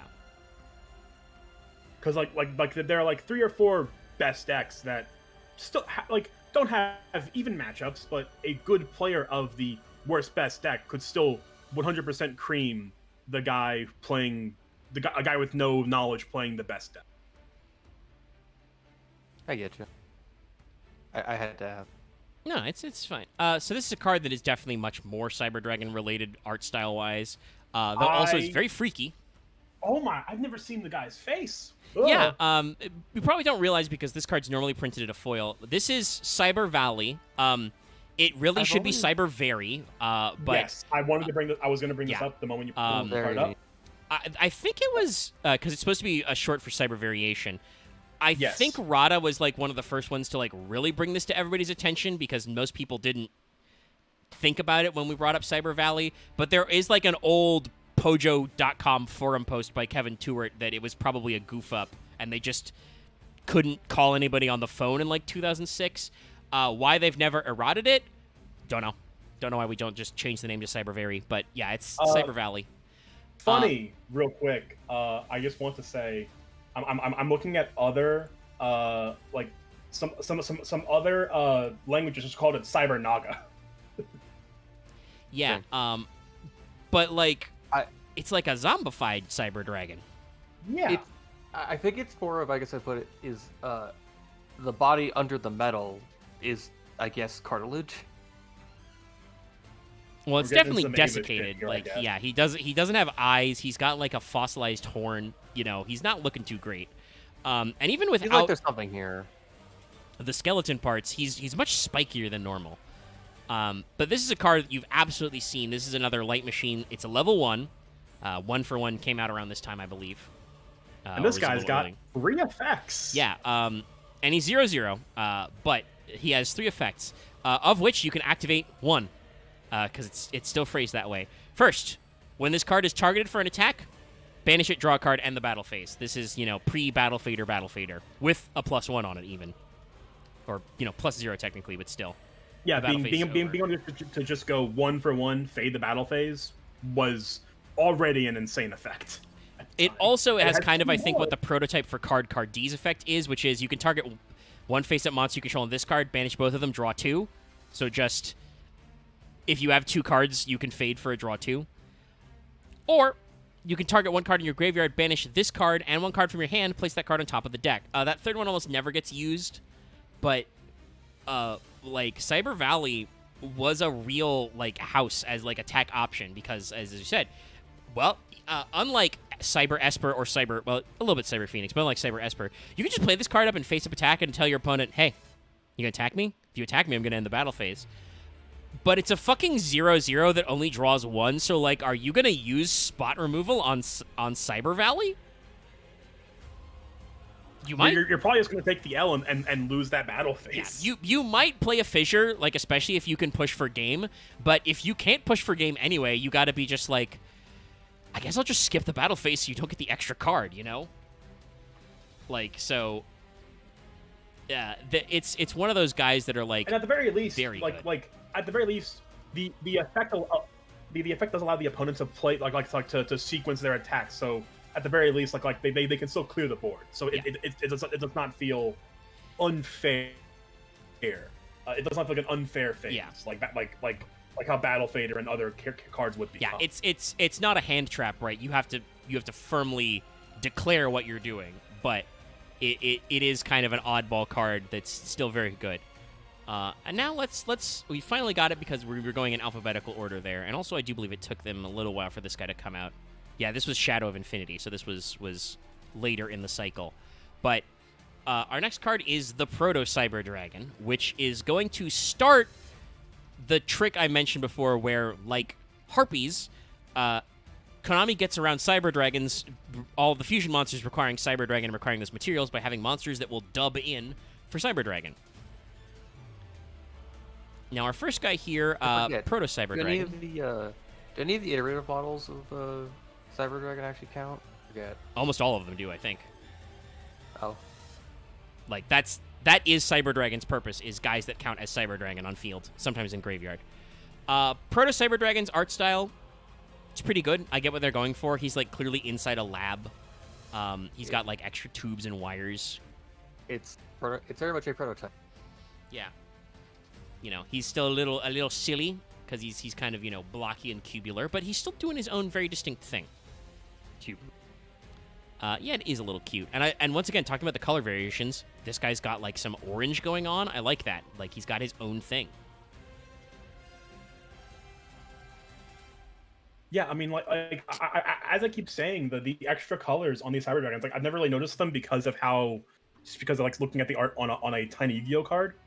Like, the extra color accents give them, like, not personality, but, like, it gives them a flair unique to themselves. Like, so far, every Cyber Dragon has a unique silhouette and a unique color profile. Yeah. Is it wrong if I think of because I think I've made actual like proxies before. It's like the card art is usually like it's 350 to 400 pixels, very like give or take 30 on either side. So it's like yeah, it's I don't not know for much sure. space. It depends. Yeah, they are smaller. Like, They make it work, but yeah. There. Proto Cyber Dragon is a light machine level 3. It's got 1100 attack and 600 defense, so basically 1,000 less. And it has only one effect. This card's name becomes Cyber Dragon while in the field. So doesn't count as Cyber Dragon if you're fusing from the hand, but if you normal summon this and have another Cyber Sidra in your hand, you can make twin, you know, etc., etc. Obviously, this card basically doesn't get any play today because it has been outpaced by much better cards that also are Cyber Dragon. But it was a start to a direction that would become very integral for this archetype and how it worked. And then one more guy in the Classic, which is like truly the monstrosity of the era. We're finally going to talk about our Overload Fusion target. Wahoo! Because, like I said, a lot of this early Cyber-style stuff came out right away, and then it took them a while to get into it. But our first one is Chimera Tech Over Dragon, and Chimera Tech is a distinct sub-theme under Cyber Dragon, but Over Dragon lists Cyber Dragon as one of its material monsters, so we can clearly say they are linked archetypes. Also, chat brought this up a while ago, but I don't know for sure. There may have been an infinite loop with Cyber Valley. You could probably do some Primal Seed bullshit or something like that. I'm certain there had to have been some kind of shenanigans with Valley just because it has no once per turn, and it does have some pretty powerful effects. Yeah, it doesn't surprise me that it could have had infinite loops because I can imagine that the draw 2 effect could easily be abused, especially in modern Yu-Gi-Oh. Yeah. Like, if you could set up, like, a Primal Seed loop or something, you could probably just be, like, loop, summon, loop, draw 2. But this is Chimera Tech Over Dragon. So very interesting stuff here. We use the dark and light color scheme, which I like. You'll notice that these guys are not individuated. They are all roughly the same kind of, like, eyeless, you know, featureless Cyber Dragon head. And with this case, it definitely feels intentional. Yeah. At least. But what you get instead is that, like, the body is now, like, this, you know, chimerical hodgepodge. Like, they've got ports for the Cyber Dragon heads all over the place. They're still, like, mostly symmetrical, but still pretty wild, because there's, like, kind of, like, one, like, in the front, there's, like, 2 back-to-back, and then there's one coming out of, like, his shoulders, basically. Like, they're all over the place, and I really like it because it's not, like, grotesque, but it's a little freaky and weird, and you're just like, whoa, this guy's kind of all over the place. I also love the, like, red-orange lightning, like, coming out of it, very similar to Overload Fusion, of just, like, this guy's showing up and he's, like, exploding everything. Very King Ghidorah. It's Chimera Tech, when this card definitely feels more Hydra-inspired, right? Yeah. I'm assuming that's just because they wanted to be, you know, cool in the OCG, because it is indeed Chimera Tech Over Dragon. Over Dragon. Though, I will say, you know, if anybody here's played a Final Fantasy, Japan really likes the multi-headed Chimera interpretation. Fair enough. So I could see that. This is definitely more Hydra-y. I don't know. Maybe they thought Chimera Tech was a cooler name. Yeah, because I'm thinking of like a lot of chimeras I see in Japanese RPGs. It's still like the lion, the winged lion. Yeah.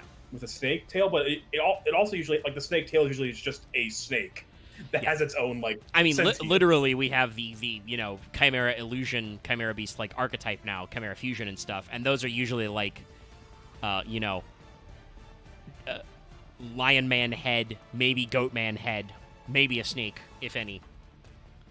Also they get more buff every time, and Guardian Chimera is definitely the like. Lion head on one shoulder, goat head on one shoulder, snake head on the tail kind of a thing. But yeah, I think Chimera Tech was like, because it's written as like all one word in the OCG, so like I think they just thought it sounded cool.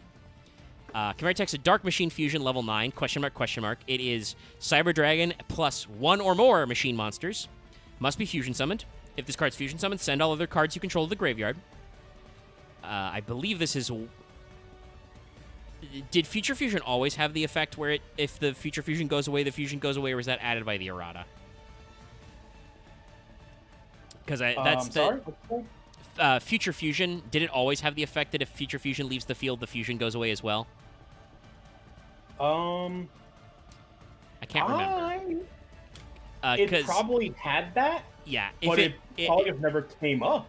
Well, yeah, because that means, chat, that you have to do it the Future Fusion then Overload Fusion way, because if you actually Future Fusion Chimera Tech, this dies, and I think that's why its effect is written that way. Because it blows up your board only. That was always on the card. Okay. I assume that was kind of missing. It's like, well, if you just MSC this card, you get rid of the problem. Yes, indeed. The original attack and defense of this card become equal to the number of fusion materials used to its fusion times 800. So yes, it's if you do it with a bare minimum mats, it's only 1600. But if you future fusion, let's say for 20, and then overload fusion this guy, that's what 40,000. Yeah, we made some ludicrous numbers in Prague. 20 is 160,000. That's math. Yeah. I believe we did make some like 32 and 40k guys in Prague. And the kicker here, this card can make attack on your opponent's monsters a number of times each battle phase up to the fusion materials used for its fusion summon. So can't attack directly that many times, but if your opponent makes a full board of guys in attack mode, they're dead. Yeah. You've got like a possible, 32k, 40k, hell, even just like, make enough mats for like this guy to be like 8k. You use 10 mats. Brutal. So you'll get cooked. And this, between Twin and Chimera Tech, that is like Cyber Dragon's primary strat style is we're a fusion archetype. We fuse big ass monsters and your opponent dies. Which eventually catapults them hard into the going second zone. So we're gonna try and pick up the pace a little. How long have we been going? Just under 2 hours, yeah. One of the later guys has piercing, but there's a couple more guys that percolate in the 5Ds era. Once again, there is a weird cyber guy. Who I feel like was like supposed to be part of the theme that was in the GX manga. I don't think Zane used him, but he's a weird guy. It's just a cyber dinosaur. Yeah? It's a T-Rex that's cyber. This is another thing that's very weird, because we talked about this when we talked about like Galaxy, and I brought up like all the weird little Galaxy named guys that like weren't quite part of the cohesive strategy for a while. Which Galaxy Tyranno was one of them. Yeah, Konami really likes to give sub-themes just dinosaurs for some reason. He's a cyber Kyoryu. He's an ancient cyber dragon. Yeah. They didn't even... No, they don't do that theme. No, he's cyber dinosaur. I was really hoping he would have the Kyoryu name. I mean, that would be they should retrain him and actually do that pun because that's way cooler than what this guy does. Cyber Dinosaur is a level 7 with 25 attack, 1900 defense. He is a light machine. And he does say when your opponent special summons a monster from their hand, you can special summon this card from your hand. So, like, he feels Cyber Dragon adjacent, but once again... And that's honestly not even a bad effect. Like, no, especially nowadays, like, I mean, still wouldn't be anything. It's unfortunately a brick at other times, but, like, he's a machine, so he's still valid fusion material for all your, funny fusions. He was a manga card played by Mr. Dragonga, or I'm sorry, Ryuga. Yeah. Okay. I remember this guy now. He's just like the episode 1 like villain for the guy who played heroes before Judai to beat, and then Judai to go, man, that hero guy's so cool. That guy's so cool. I want to play heroes. But like, the effect they've given Cyber Dinosaur does feel kind of, like I said, Sidra adjacent. I would not mind a retrain for something funny, but nowadays it's probably a brick because he is a level 7. But it's still a light machine, so like, and it is technically a GX card. And it was printed in the structure deck they came out with in 2014. So, like, Konami also drew this connection, but it doesn't really fit into the archetype anymore. Speaking of other, weird guys, this is another card that is very clearly a Cyber Dragon, but is also not. It's time to talk about the big boy, Cyber Eltanen. And you guys was pretty good, right? Yeah. It's a manga card, and like I think it's still as a like main deck boss monster for Cyber Dragon and other light machine decks, it works. I do want to say, once this card art filters through latency lag and stuff, this guy's looking like a fucking Star Fox boss, possibly a Gradius enemy to keep it Konami related. Oh, wow, yeah. I haven't seen this guy blown up. Wow. So he's got 4 or 6 bits fin funnels that are just dragon heads, and then also his body is a giant dragon head, but he still has a regular dragon head at top. Yeah, this guy feels like he's like a Cyber Dragon helicarrier. Yeah, no. And in case you don't know, Eltanen is actually the name, like the classical Arabic name of a star, which is known more conventionally as Gamma Draconis, which is the brightest star in the constellation Draco. The name of its effect is, or it's loosely related to the name in Arabic meaning the dragon's head. So he's Oops All Dragon Head. Yeah, that I can respect it. Yeah. I can respect them going, we will make the dragon head monster 7 dragon heads. No. He has no body part except so this is a main deck monster. It's a light machine, level 10. It's also question marks. Can't be normal summoned or set. Must be special summoned from your hand by banishing all light machine monsters from your field and graveyard. This card's attack and defense become the number of monsters banished for its special summon times 500. If this card is special summoned, send all of the face-up monsters on the field to the graveyard. I think the wiki has a correct version. This is basically like the light version of Overdragon. I was about to say that. Like for being the light counterpart to Chimera Tech, not as swingy, but still a funny little fuck you card, Yeah. Like, it's just a funny little guy. It's funny because it's a mandatory. You must banish all light machine monsters on your field and graveyard. It only gets 500 per, but it can get also obviously very large. And this came out, much later. Like it came out, in the structure deck and like Turbo Pack 5. It was also a jump promo much later. So like I think they understood to put some blockers on it. But it does send all their face-up monsters on the field to the graveyard. That's not destroy, buddy. That's send. That is non-targeting send. That's an incredibly shenanigan effect. So I'm pretty sure that Eltanen made the cut in Cyber Dragon and other light machine decks for a long time, and you might even consider side decking it now because like if your opponent breaks your whole board and like builds a board and they manage to not OTK you, like they have to slug through enough of your cards, you can just go, oh, cool board, you broke my board or you made me go first. you've killed my guys. I'm just going to banish every light machine monster in my graveyard and send your board to the graveyard. Go away. Get out of here. I mean, yeah, like if you're playing any amount of light machines, like you play this guy, because like, I mean, worst case scenario, what, you banish one, he's a 500, but you banish one guy to wipe the board. The main thing is the mandatory. You have to banish all light machines in your field and graveyard. So like if you have a board set up and Eltonin is not going to like swing for game, it's kind of a dead card. But like I said, you can still work around that, and it's still very funny. Being a big bungus like that. Yeah, the force to banish all is probably the reason why this guy was not an instant one of in every single machine deck ever. Yeah, but still a great card, honestly. Yeah, and again, came out in like I'm actually back tab a little, make sure I've got all the. Yeah, no, that one doesn't say. So yeah, we'll say around like a 2010, 2011 card. Like 5D's time. Fairly solid. I can check while you pull up the other guy real quick. Yeah. The main thing is I don't know what date the Shonen Jump was printed, yeah. Promotional card was March 2010.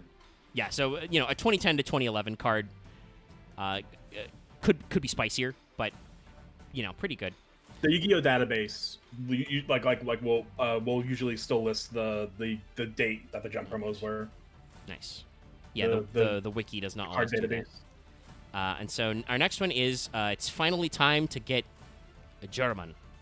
Oh, and yes, in case I didn't mention it before, Eltonin is like the one cyber-style manga card that Zane actually played that has like made it out into real life.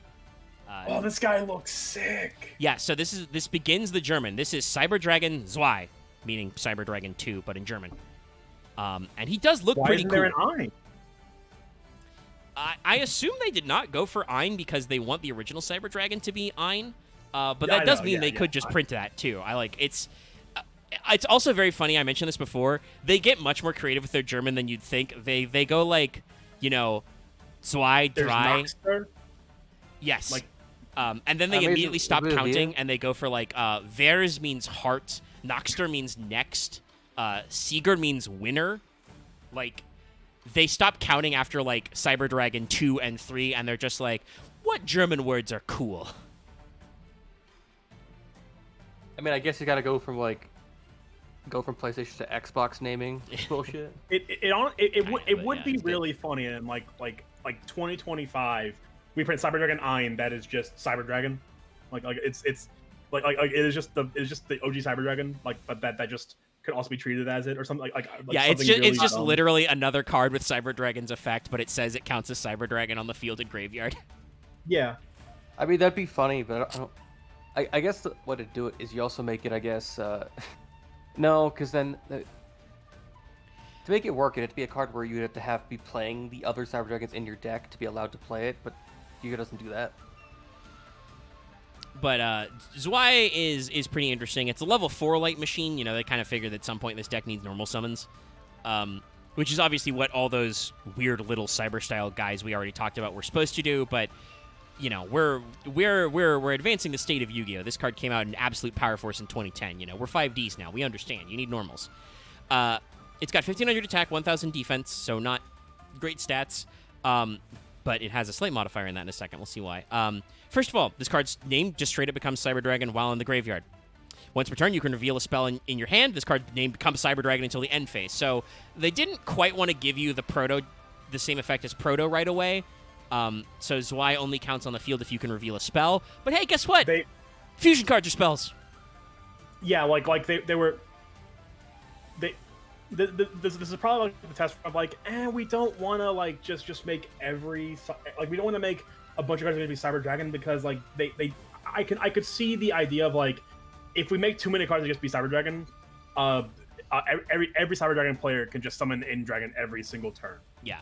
So I can see why they wanted to at least put restrictions, but then they realized it doesn't matter. But if you already have your fusion spell, like, it's very easy to meet the requirements to get its name to become, which is good. It's a good setup.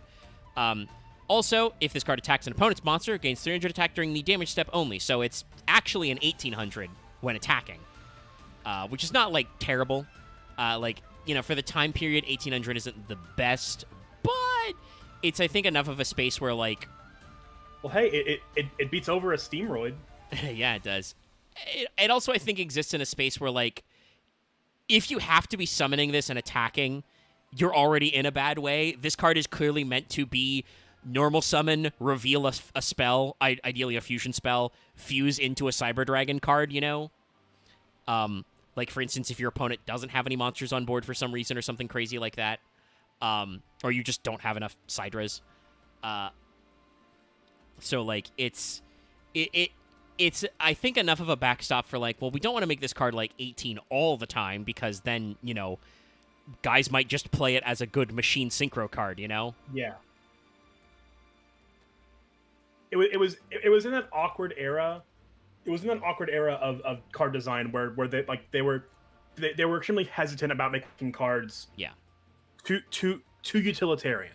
Yes. That's the word I will use for that. I think 5Ds in the synchro era in general started to step away from cohesive archetypes. Like, GX invented the concept of a cohesive archetype, but it took them many, many sets to actually, like, make good archetypes. But a lot of, like... It really wasn't until Glad Beasts. Yeah. Which wasn't even the GX deck. Yeah. It was just a deck. It was... Like, there were definitely archetypes before. Like, Cyber Dragon was, like, I think, like, the Heroes and Cyber Dragon were, like, the first archetypes. Glad Beast was, like, the first good archetype. Yeah. And then I would say, Lightsworn was pretty close after as well. Like, that was another deck that was really, really good, and, like, the Lightsworn strategy was cohesive, that you could run a deck of, like, nothing but Lightsworns, So, like, but a lot of 5Ds, like, they did have good archetypes. They also had lots of shitty archetypes. Looking at you, Hidden Arsenal. But, like... every single LV archetype that was an Armed Dragon. But I feel like we stepped back in 5Ds to, like, okay, so we've invented the extra deck. Synchro summoning is a thing. We just care about numbers that line up. So, like, 5Ds is when stats started stopping to matter, because, like, who cares what the attack stat on your tuner is, right? You care what level it is and how easy it is to summon. So they started to get a little cuter, and I think that, like Zexal probably started to go back towards, like, condensing into, like, archetypes as engines to get specific Xyz monsters out. And I think we really hit, like, what I want to say is, like, peak archetype design once we crossed the Duelist Alliance barrier. Like, that's when, like Yu-Gi-Oh! Is like, okay, no, wait, we've got it. This is what an archetype is. You got a field spell, you got a guy that searches the field spell. You got a fusion card if you need a fusion, like... Even in the it was interesting because like with the synchro era, there were still definitely good archetypes like in the early days when the synchro mechanic was still in its infancy and people weren't like figuring it out. Yeah. Late synchro era, I can't remember everything exactly. Like Six Samurai was like it was GX era. But it was not until the synchro era where it became the Six Samurai we all know and hate.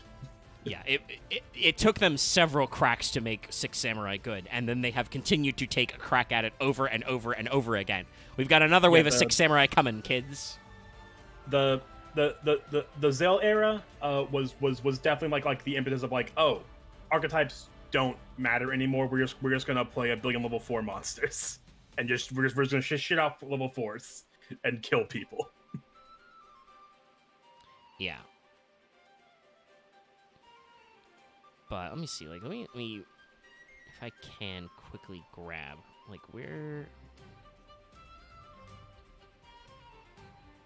is a? Let me see. If I can get it to go? No chat. It's not the Zexal era. I don't know what to tell you. That's just how it's pronounced. Let's see. So last part of Series 6 is Shining Darkness. So let's see what's in it. Yeah, like I think Shining Darkness was the last. Yeah, GX that's set? got not GX 5Ds. Last 5Ds. GX set was Light of Destruction. 5D's last Shining Darkness, that's got Blackwing Dragon as a cover card. That has like the good Blackwings and a lot of the good some of the good Infernities, like Mirage and stuff. So, like, they tried, but also I am looking at a lot of these cards, and I'm just like, yeah, there's a decent amount of just filler. Like, we'll eventually talk about Kawakimeru, but like Kawakimeru was feels like it was designed from the ground up to be a splashable engine, you know? Like, Battery Man took forever to get all the things that made it what it is. None of... I'm just gonna call him Core Chimera. Like, I know it's Kawakimeru, but like the archetype's Core Chimera. You can call it Core Chimera. That's fine. I think we all understand that's the pun. But the like what with the Core Chimera, yeah, because like there is like the Iron Core is sort of like the linchpin of the archetype concept. But it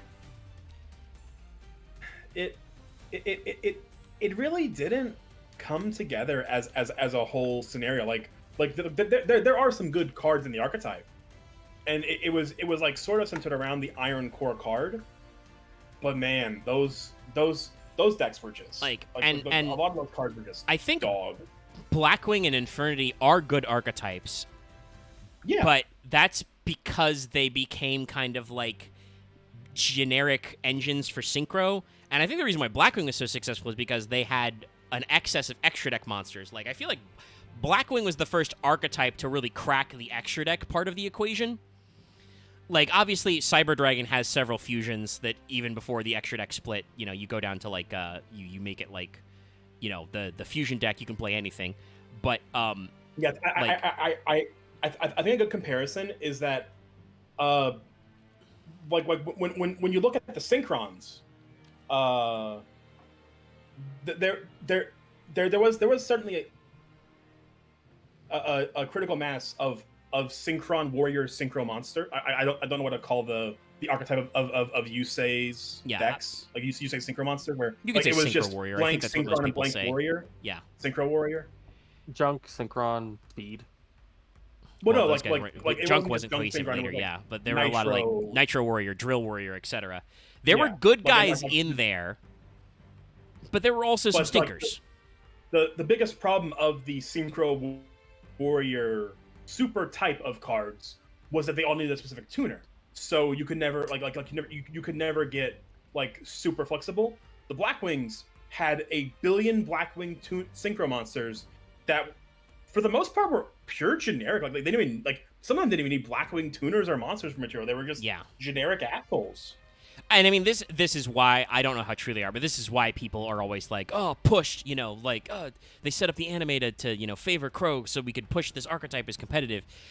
Maybe. I think it's just that I feel like they actually designed Blackwings late enough in the cycle that they were like, okay, wait, we know what we're doing. We know what a Synchro era archetype needs. It needs archetypal tuners with like free special summons, or that like special summon non-tuner guys, and it needs a breadth of multiple levels of synchro monsters they can make, and they have to be semi-generic.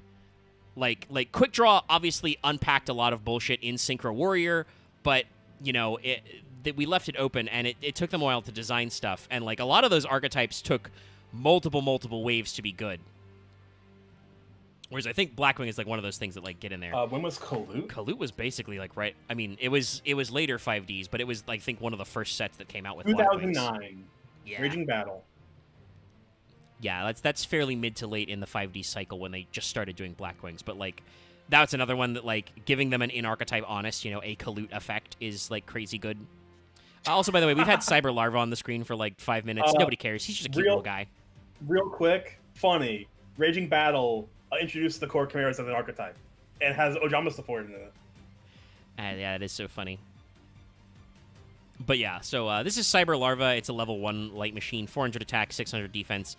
When this card is targeted for an attack, you take no battle damage the rest of this turn. Just fuck you, I don't.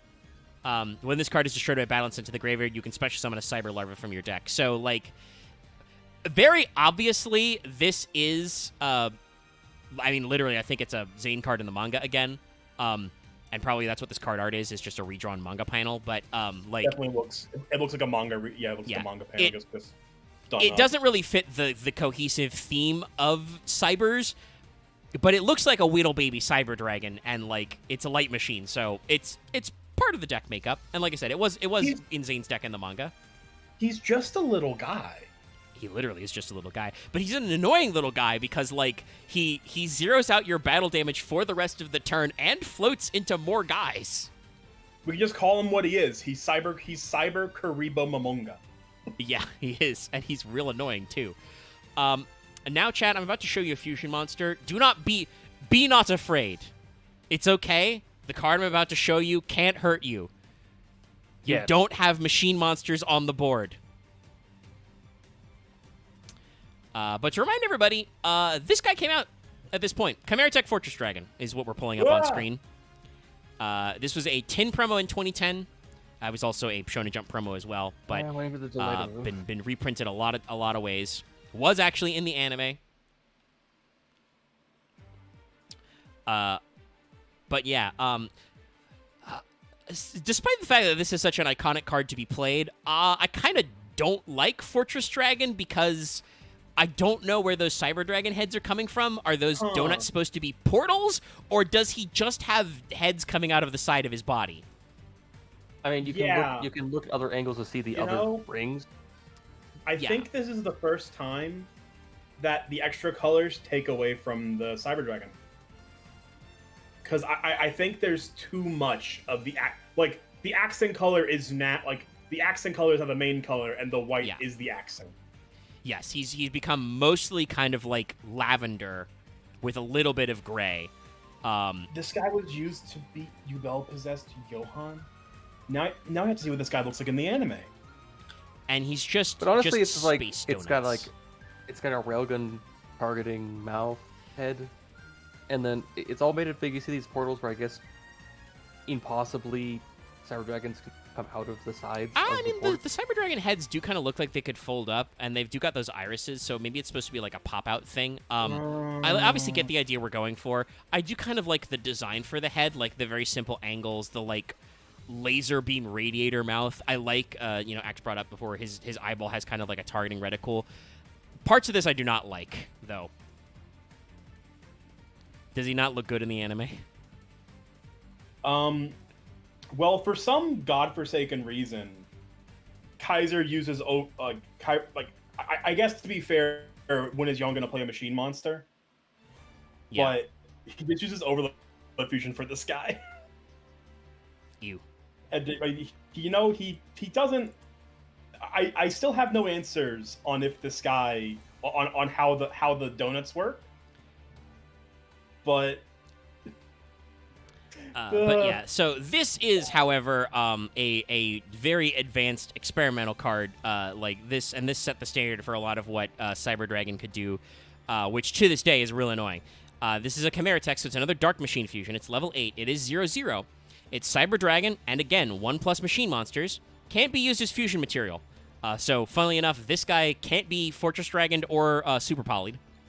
Must first be special summon from your extra deck by sending the above cards from either field to the graveyard. So you can't even overload fusion this in real life. It has to be contact fused. What? The original attack of this card becomes 1,000 times the number of materials used for its special summon. Now, chat, obviously super polymerization existed, but I don't think there were good targets. What year did Super Poly come out, actually? Super Poly was definitely on this time because Super Poly was a staple of the GX anime, especially in this era. It was a whole thing. Let's see. Printed in Phantom Darkness, the last GX set. Yeah, so... I also... Can I read the anime effect of this card? Sure, go for it. I'm befuddled. This monster can have a special summon except by Fusion Summon. When this card is special summoned, send all other cards you control to the graveyard. If this card attacks, damage calculation is not applied. This card can attack your opponent's monsters once for each fusion material monster used in its fusion summon. Each time this card attacks, inflict 400 damage to your opponent. So it's the weirdest alt-win burn strat ever. Yeah. I'm so glad they decided to just completely change what this card does for real life. Just make it an OTK asshole. That's honestly way better. As much as I hate Fortress Dragon for all the wombo combos it can do, I think I would feel more psychological damage from the anime effect of this card. Yeah, where it's just it's poking basically just over dragon, but with like a weird burn effect so that you don't. I love, by the way, that it says when you attack, don't do damage calc. Just skip all that shit. Well, no, it's because this guy doesn't get attack damage. He I know, doesn't but attack it's them. like it's so funny that that's how they phrase it. They don't do it like Yeah. say like how all illusion monsters say if this card battles neither monster is destroyed or something like that, or you suffer no damage. They're just like just don't do damage calc at all. Damage step never matter. Yeah, and I like the idea of like you like if you summon a 20-man Fortress Dragon, you just win the game if your opponent has a monster on board. Yeah, literally, you just get to keep attacking. So like, and that's kind of cute as well. But the way they made it in the 5Ds era, way after, is much better because it is a contact fusion target. It can't be fused as fusion material, so it's not super polyable. But this just turned, if your opponent is playing machine monsters, or you could do DNA surgery, and then way later Clockwork Knight, though I'm pretty sure Clockwork Knight is supposed to be like a fucking Machine Knight commander card. I don't know if it was originally a Cyber Dragon card. It just, because of Fortress Dragon, is used that way. Though I've heard jokes about the new Link 1 Clockwork Knight with a K, which is a Link 1 that searches Clockwork Knight with an N, being an Orcust card. It was in the 2002 Yu-Gi-Oh anime. So okay, yeah. It was so in the original. It was the I'm pretty sure it was in the Virtual World Deckmaster arc. It says 2002. So one of the big five was a robot fucker. He wanted to be Machine King or something. Those guys were very weird. I can't believe Kaiba only chose to fire them after they tried to oust him from his company and kill him. Yeah. Okay, yeah.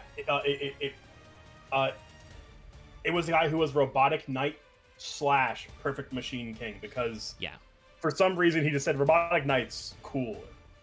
Yeah, he just liked Robotic Knight, which is just a vanilla. And then I believe Perfect Machine King is a fusion monster that's like Robotic Knight plus Machine King. Yes. Yeah, because like in the flavor text of Robotic Knight was he's the servant of the Machine King, but the actual card in the TCG is just a tribute summon guy. Yeah. He's just a tribute summon guy. But yeah, so like I said, that makes Clockwork Knight very useful to this, but this is just the ultimate removal tool. Everybody already knows because, as we said, Super Poly had been printed for like 2 years.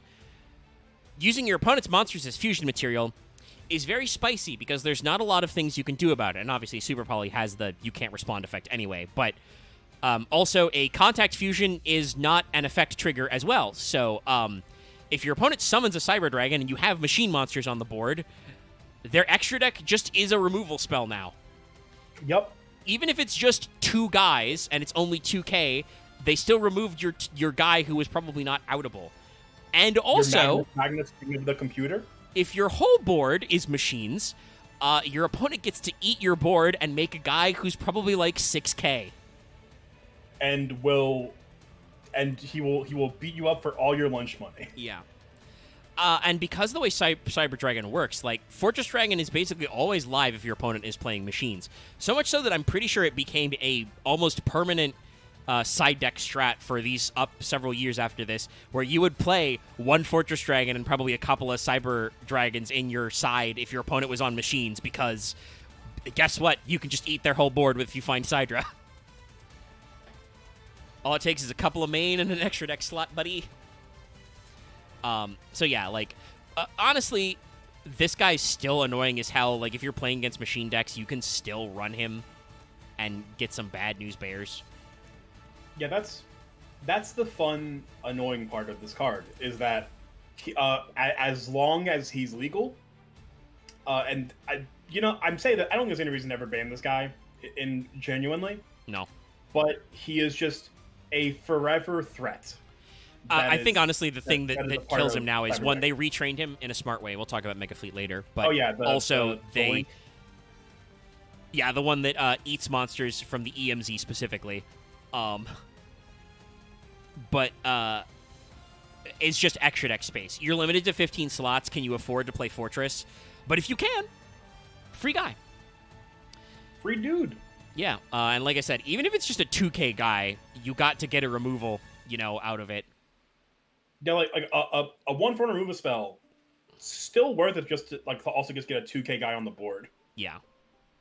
And again, obviously, if you get more, you can do more. Because it's either field. So if you already have machines, like if you can special side run, normal summon an extra guy, you can get a 3K guy, probably, if your opponent has a machine. It just, gives you some extra strats in your going second hype. And now we're going to move into cards for the Cyber Dragon Revolution structure deck. They decided to structure deck these guys in 2014, which I believe is technically late Zexal, Zeal. Possibly early penned. It was February, so I don't think Duelist Alliance was out yet. But the first guy, we're out of that block we're talking about, because this is going to be very interesting and transformative for Cyber Dragons. Cyber Dragon Core. Basically, it looks like a retrain of Proto. Like, it's got the same kind of lab with lights. It's what's under it. Yeah, this is clearly what's inside the armor. It's the core unit. They made them all red. This guy looks dope. Yeah. Just really good. And I like that with all the ominous, like, red lighting and the little bit of, like, narrow eye slits. Like, he looks a little spooky. He's a little ominous. You're like, oh, what are we building in this lab? Very solid design. Cool all around. Cyber Dragon Core is a level 2 light machine monster, 400 attack, 1500 defense, by the way. Very beefy for a level 2. This card basically does what Proto and Zwei should have done, maybe. Eventually it gets you to there. First, this card's name becomes Cyber Dragon on the field, in the graveyard, straight up. It's Cyber Dragon. It's also a machine dupe target, by the way, which is very funny. You can use machine dupe to summon Cyber Dragons. This is the first time you could do that, because it's 400 attack. So that's very clearly intended. Oh yeah, that's. You say that. This is definitely. I definitely had this happening where you get your machine dupe core and you get, why summon 2 Cyber Dragons from my deck? It's like, hang on, wait, what do you mean? It's like, well, it's Cyber Dragon. So yeah, well, face up while it's on the field. It's Cyber Dragon. So, and it's a machine dupe target because it's got 400 attack. So yeah, this is the era they designed that. Also, if this card's normal summon, add a Cyber Spell Trap from your deck to your hand. Just straight up normal summon Searcher. If only your opponent controls a monster, you can banish this card from your graveyard, special summon a Cyber Dragon monster from your deck. You're going to use 1 core effect per turn, only once that turn. So, you can't, fuse it off and then use its banish effect after using its normal summon search effect. But, no, very solid card. This is Konami designing the 2014, okay, we understand what archetypes are. We're about to kick off Duelist Alliance. This guy has an effect on normal summon. He dubs for the name of the guy you want. And also has a funny graveyard effect to just, hey, don't have a Cyber Dragon in hand to summon?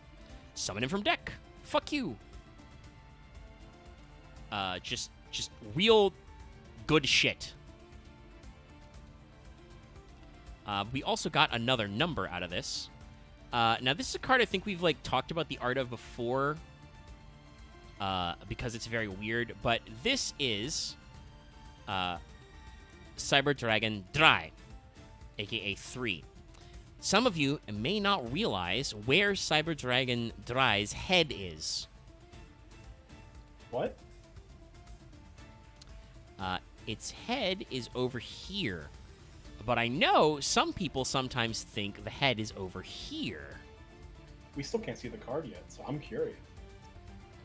The screen should hopefully catch up to where I drew my cursor, I hope, with the latency. Oh yeah, no, the head's in like the middle left, right? Not the extra jet plane that's just in the yeah. He's Dry has like a space plane on his back. His head is the thing on the left side because that's the teeth and the eyes. But I know some people do find this very confusing. But no, it is that's not where his face is. Sometimes I get them confused because it's hard to tell. But there's something nice about being able to look at cards that just look cool. Like especially for dragons, like with dragon monsters, it feels like it's a coin flip of, are we gonna get Konami orb dragons? We're gonna get dope dragons, and we've gotten one bad card art this entire yeah. episode. I think the only one we looked at that we were like, man, this guy's goofy was Esper. Yeah, Esper, and I guess halfsies on Fortress. Yeah, Fortress was functional at least. It wasn't quite as cool as these. And like I think there's critiques to make about Dry. Why does it have a jet plane for a tail as well? But like I don't know, man. He's silver and gold with like bright yellow highlights, and like this background is really neat with this like swirl effect. I'm trying not to say galaxy because that just brings other things in mind. Like it feels like a light speed / galaxy like swirl going on here. It's cool. Like it's just nice, cool art. So Dry is the enabler for the strat they added to this. Konami saw this deck and they're like, okay, I think we've made all the cool fusions we can make. This isn't true, but, you know, they thought that. We've got the Twin, we've got the Tri, we've got a couple of the Chimera techs. What if we made this deck Xyz compatible? So, Dry is a light machine level 4 that is 1800 attack, 800 defense. That matches levels. Yes. First of all, it also becomes Cyber Dragon on field and graveyard. And when this card is normal summoned, you can make all Cyber Dragons you can currently control become level 5. You can't special summon the turn you activate this effect except machine monsters. Good on them to stop generic rank 5ing. I sure hope they don't release a Cyber Dragon Xyz monster that redefines what Xyz monsters can do for the rest of the time. Yeah, no. That'll be soon, sadly. Also, if this card's banished, you can target a Cyber Dragon you control. It can't be destroyed by other card effects this turn. Not exactly sure where you're going to work that last effect in, but that's definitely a bonus effect, a secret effect, as we like to say sometimes, where if you actually get to activate that effect, your opponent's probably going to be like, huh? What? This card does that? What do you mean? But just on normal summon, level fixes all Cyber Dragons to 5, but locks you to machines. Pretty typical. Honestly, on its own, not problematic. Where it becomes problematic is what you make with those machines. Which, look, jokes aside, Nova, which I don't know when we'll get to it. Nova is a perfectly fine card. No, there is no problem with Nova. It's the card you put on top of Nova after you summon him. Yeah. That is, and actually, Nova is next. I want to note for posterity that Toon Cyber Dragon came out around this time as well, but it's a Toon, and also it's just Cyber Dragon, but for Toons, literally. Yeah, like I don't think it even has the Toon drawbacks. It's just Cyber Dragon. Like it literally just a Cyber Dragon, the monster, but also has Toon attached to it.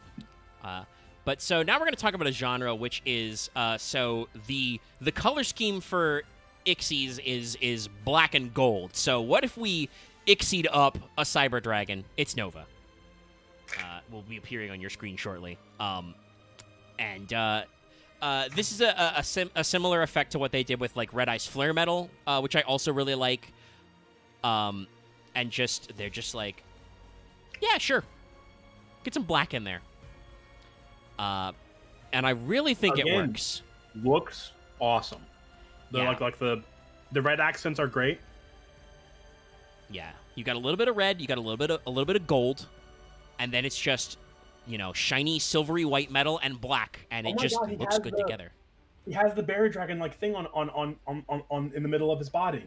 Yeah, he's got it on his tail though, so it doesn't look as silly. Yeah, it looks like a connector. And also, you know, he's got like big wings. He's got like the iris ports like Fortress Dragon, but because they're not his entire body, they also don't look kind of silly. Like, he's just good card art. It has every little quirk of the other boss monster Cyber Dragons put onto it, but they're put in places and done in ways that don't feel like it is a chimera of design elements that destroy it. And you've even got like the alt art Cyber Dragon like colors like done like halfsies on the cover, it has like energy like lines where the other half of Cyber Dragon has been power bonded onto it. I think. Yeah, and we'll probably look at the card art later. You know, I don't want to be here forever, but we can hang out for a bit. We like rack up those view hours. Cyber Repair Plant basically shows this guy being built from scrapped Cyber Dragons. Like it's a Cyber Dragon that's been partially destroyed, being rebuilt. So like, yeah, that makes sense. This is the Nova, the new Cyber Dragon, being rebuilt from all the parts of all the other Cyber Dragons, and he looks great. Miss Monsieur Nova, the cover card for the structure deck, is a light machine, rank 5. It's got 2100 attack, 1600 defense, so same stats as Cyber Dragon. It already is locked to machines. Only 2 level 5 machines can make this card. Once per turn, detach a material from this card, target a Cyber Dragon in your graveyard, special summon it.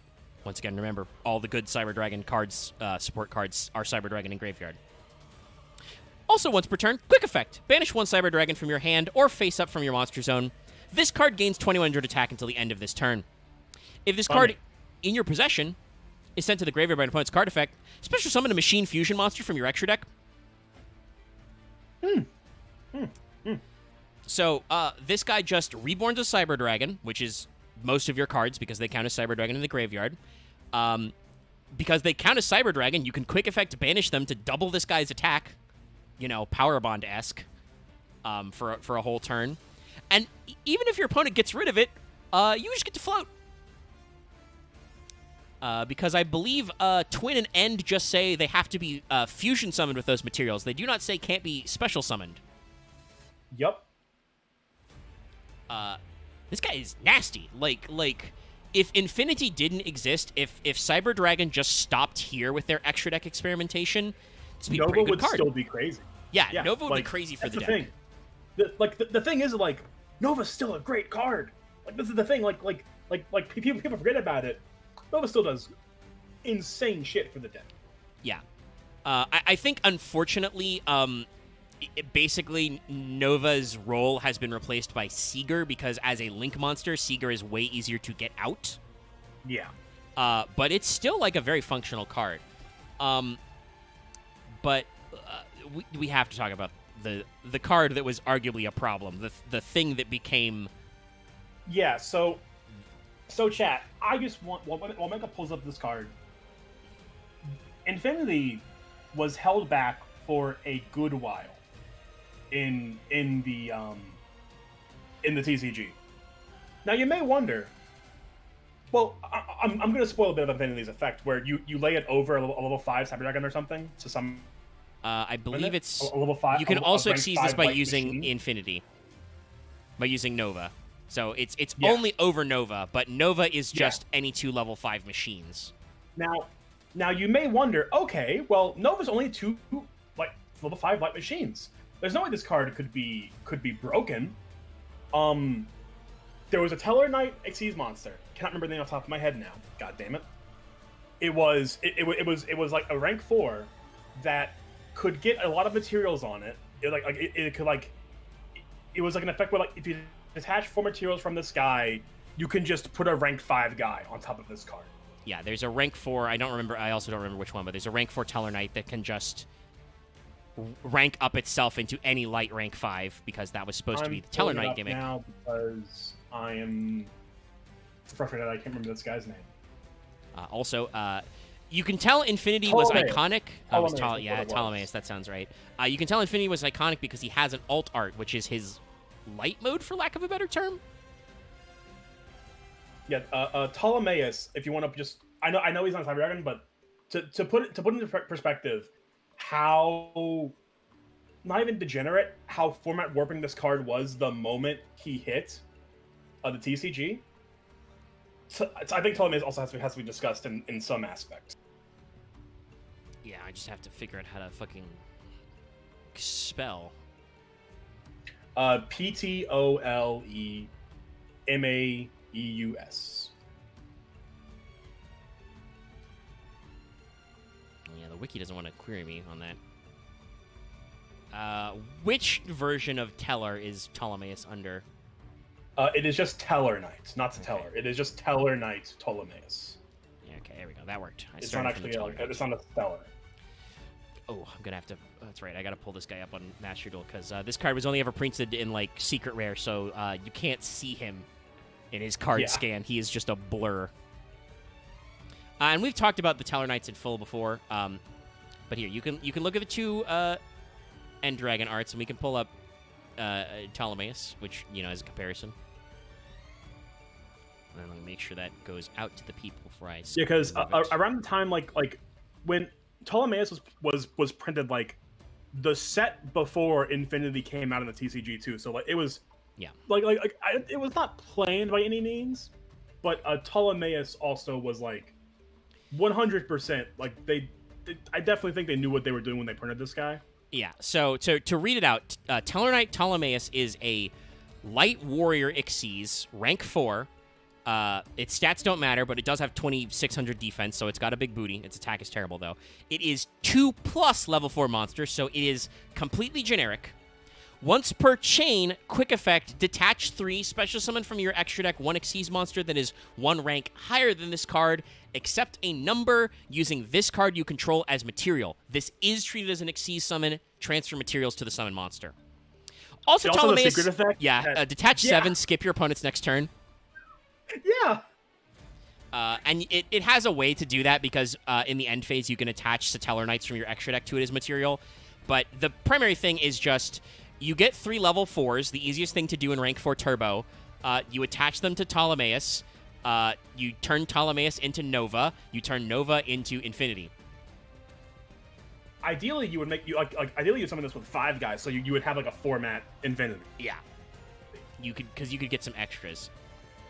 And I do want to say, though, to actually talk about Infinity's art, he looks pretty good, which I think is part of the thing that's annoying.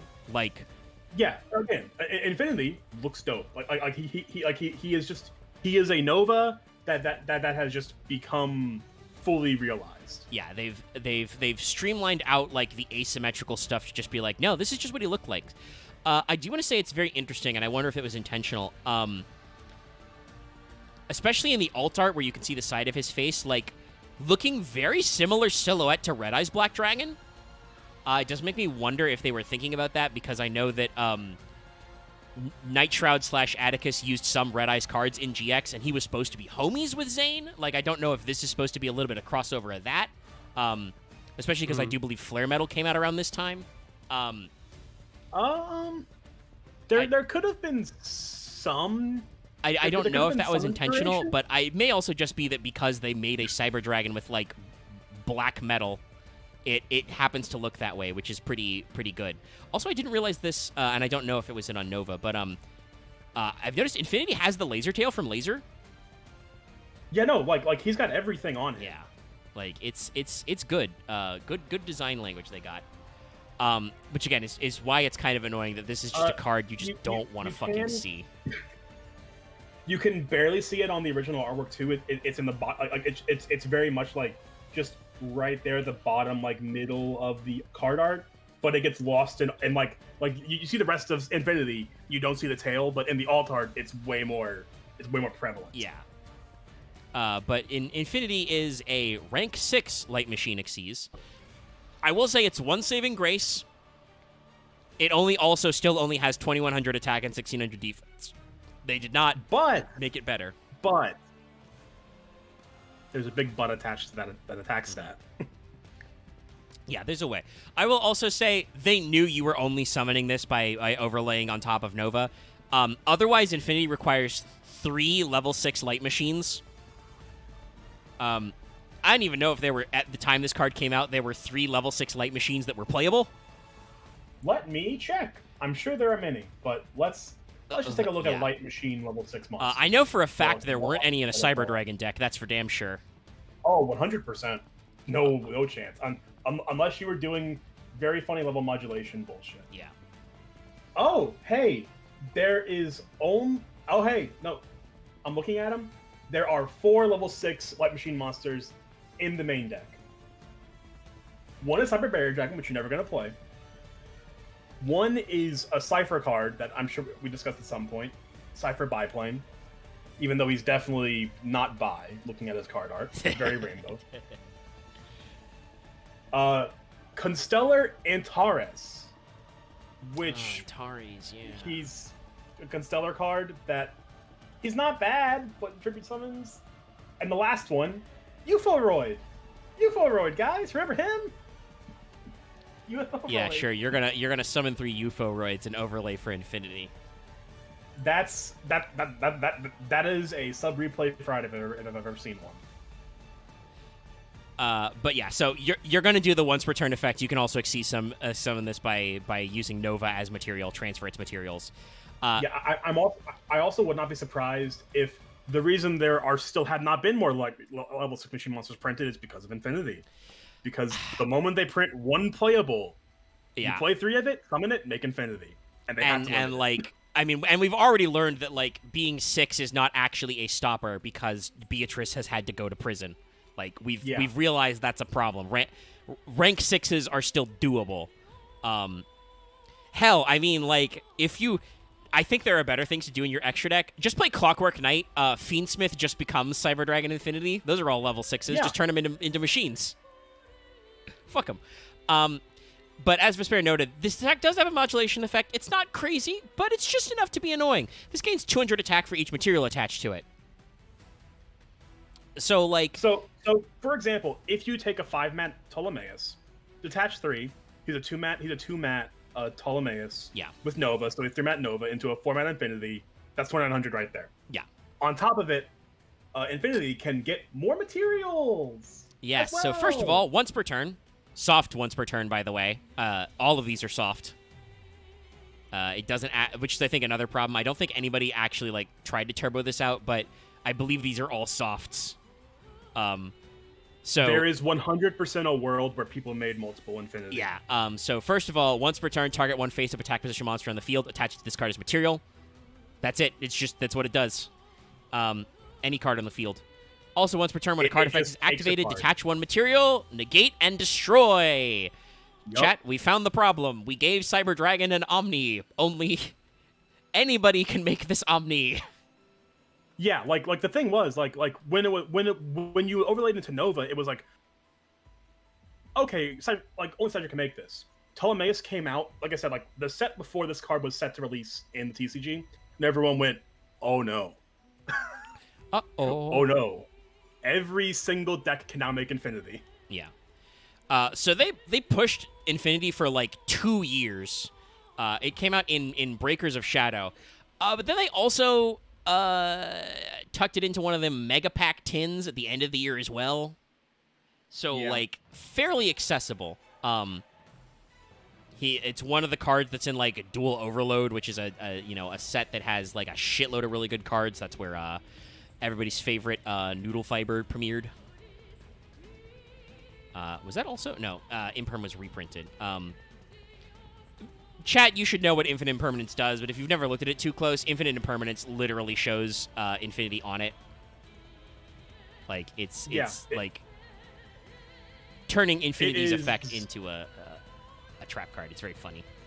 Yeah, Infinite Impermanence, we have just made Imperm, I want to say Infinite Impermanence, it's not even that far from the original card art of Infinity. Like, it just kind of looks like it's just him doing like an action in the card shot. art. Yeah, but yeah, no. So like, and unfortunately, like, these days at least, I think it's not too much of a concern, especially because like. I think... Yes, I'm looking at the history. That's right. Ptolemaeus was banned until 2022 in the TCG.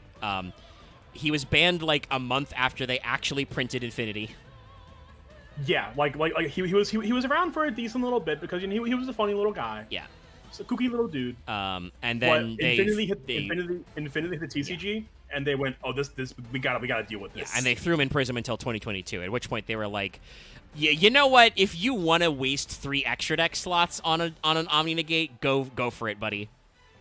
Yeah, like at that point, like there were already like 5 different Omni Negates just attached to generic synchros. Now I'm not gonna say that like since Barone has been hit, Borreload has been hit.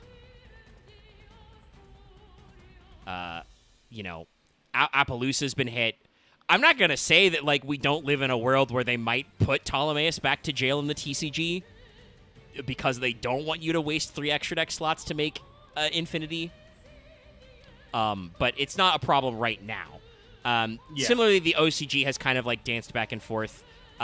They banned Ptolemaeus earlier technically when he came out, but that's probably because I believe that Infinity came out earlier over there. Infinity came, like I think like a year or two after the OCG got it.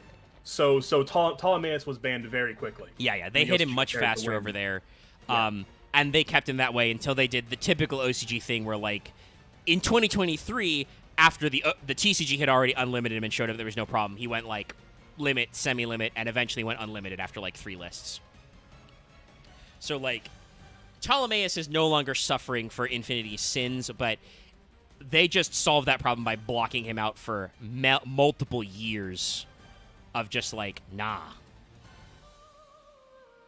Because I very distinctly remember playing an Ignite, like it was like an Ignite just XC spam deck that could just pivot to Infinity as part of the combo.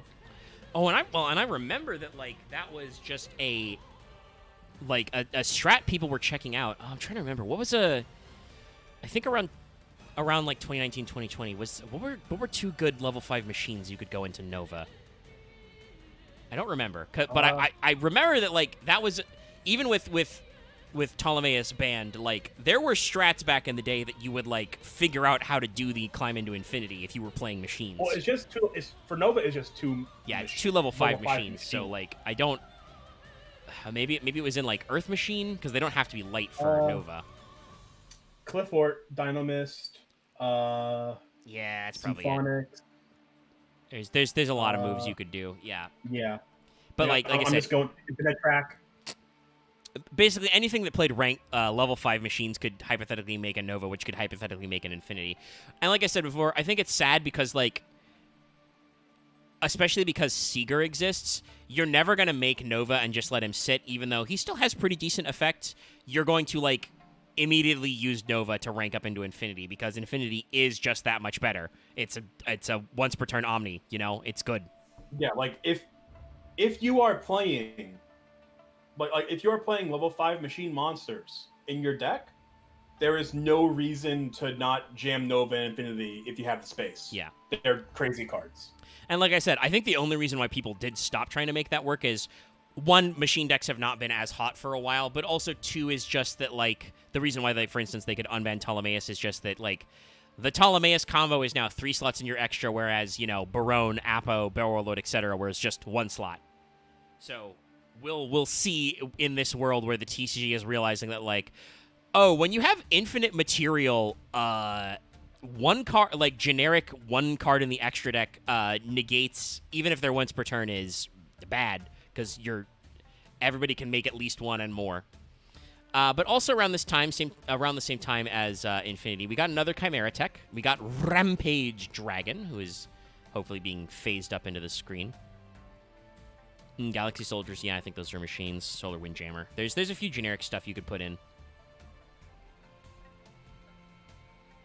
My personal favorite that I saw just strolling through the level 5 machine monsters is Flying Saucer Muziki. That's right, that guy exists. I think I've seen that guy at a table 500. But so we have Rampage Dragon here, who's pretty interesting. Once again, we've got kind of unique heads. I mean, one of them is definitely looking a little more like Zwei and Drei, but still got his own unique thing. But that other head is, like, got kind of a unique design. We're still doing the kind of, like, blackout thing. I do think we may straight up be at, like, weird cyber portals, because it sure looks like the, like, tail of the other side of, like, I think that is actually supposed to be Dry, because it's got, like, a jet fighter tail, is just, like, coming out the side of this thing. Yeah. I think I think the Kabaric stuff is becoming a singularity or a wormhole in itself. It does kind of, with the background, it does look very wormhole. Also, we've got a second, I've just noticed there's a second Dry head coming out of the tail, the big tail. Yeah. Yeah, we're getting a little weird. It's not bad yet, but we're getting a little weird. Getting a little freaky. Getting. I think it's meant to be just unnerving. Yeah. I mean, and I think, like, Chimera Tech Rampage basically feels like it's a kind of trying to go in for like a retrain of Overdragon. Like, we're trying to be like, okay, Overdragon's cool, but how would we do Overdragon 2? You know, what would we do? So it's a similar theme, but still doing its own thing. So Rampage Dragon's a Dark Machine Fusion, level 5, 2100, 1600, so it's got the same stats as Cyber Dragon. This is a thing that I think with Nova and Infinity, they kind of locked in as like, okay, so unless they're fusion monsters that are actually getting bigger, all of our extra deck guys are going to end up at like 2100-ish. Its materials are 2+ Cyber Dragon monsters. So we're finally getting into semi-generics.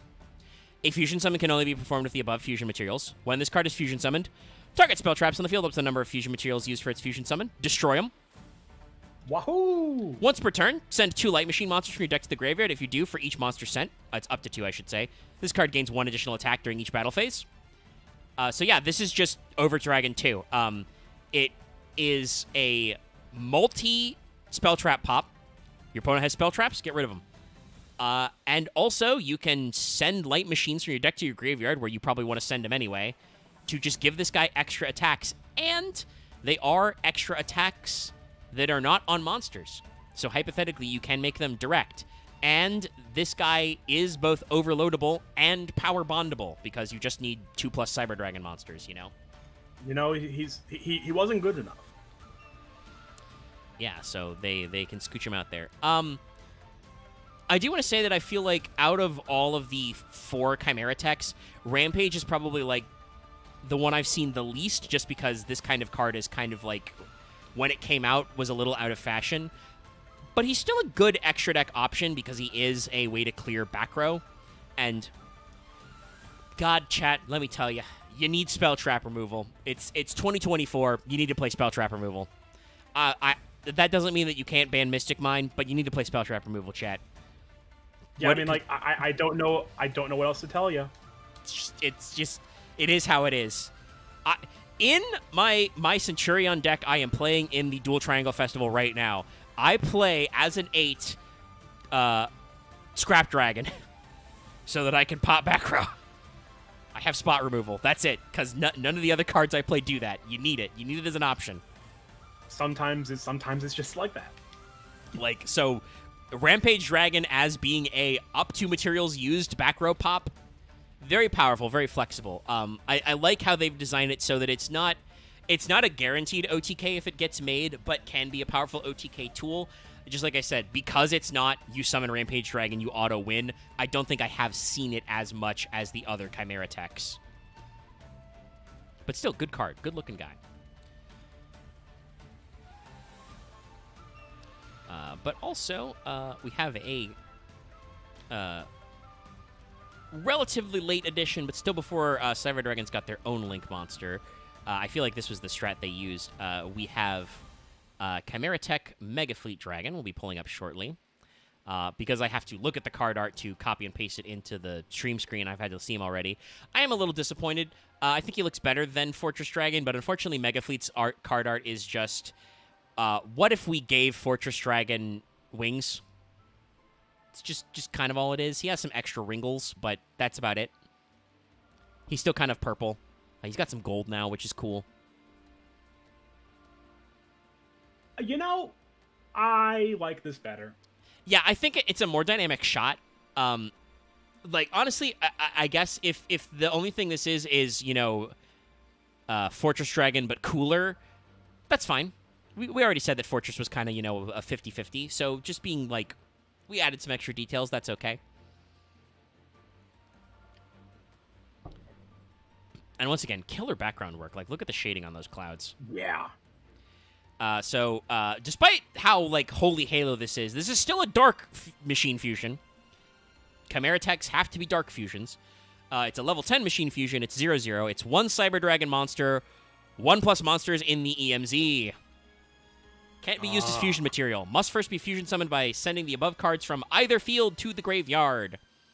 The original attack of this card becomes 1,200 times the number of materials. So it's probably only a 24 because it is the EMZ. You know, your opponent has to have you linked you in order for you to get the third material. or you have to summon a Link and your opponent has to have summoned a Link.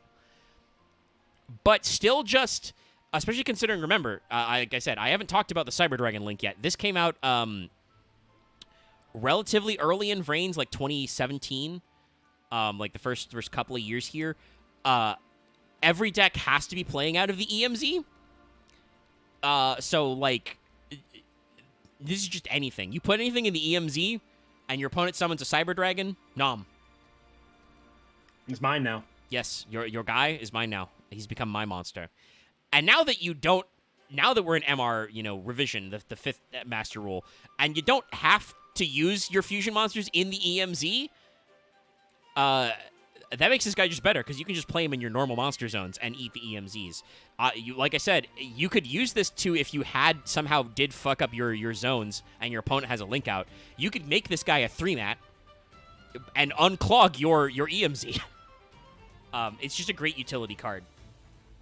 And chat, let me tell you, I've learned Mega Fleet is why I never summon a non-Link monster in the EMZ unless I absolutely have to for, like, zones. Like, I have been punished in Master Duel by Mega Fleet Dragon and just been like, right, that's a thing. And just, you gotta think about it. If they're playing Cyber Dragon, don't put shit in your EMZ. Your opponent will just slurp him up.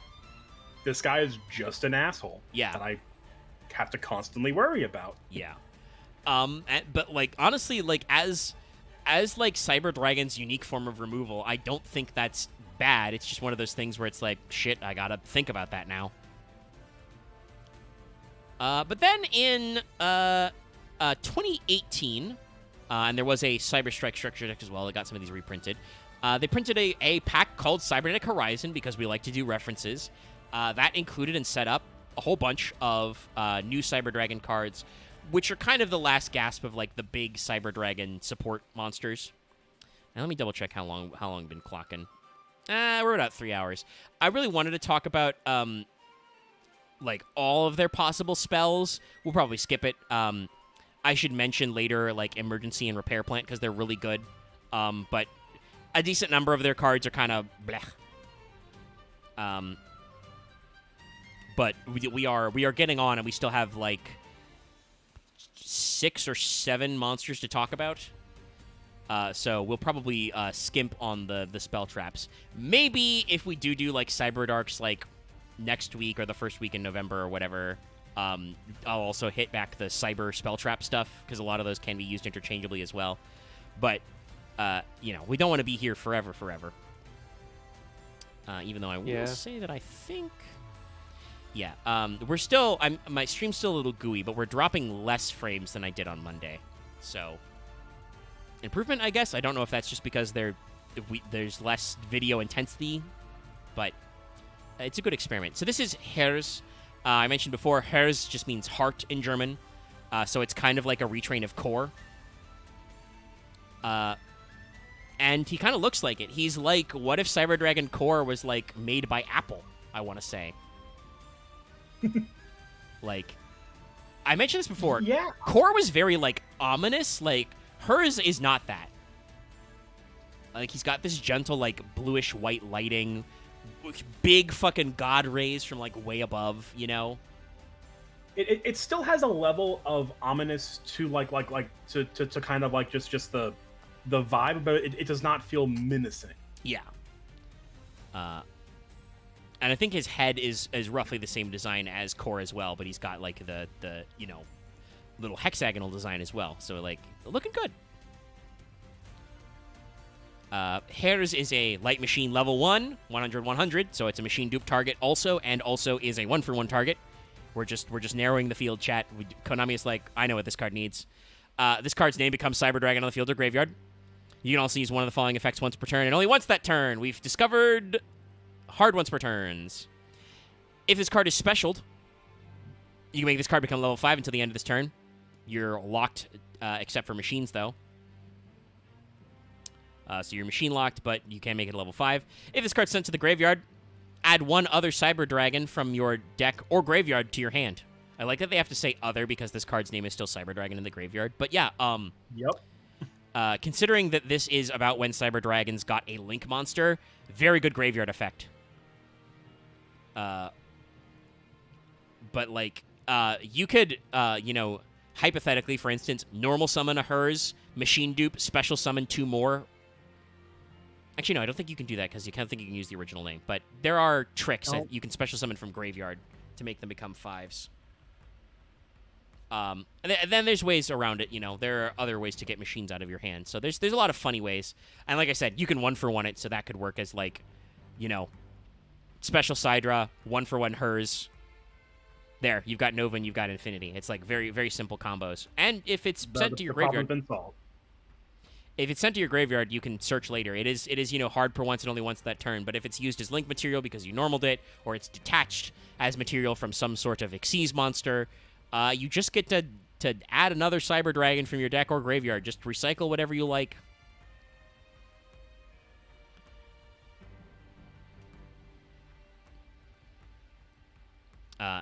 Next.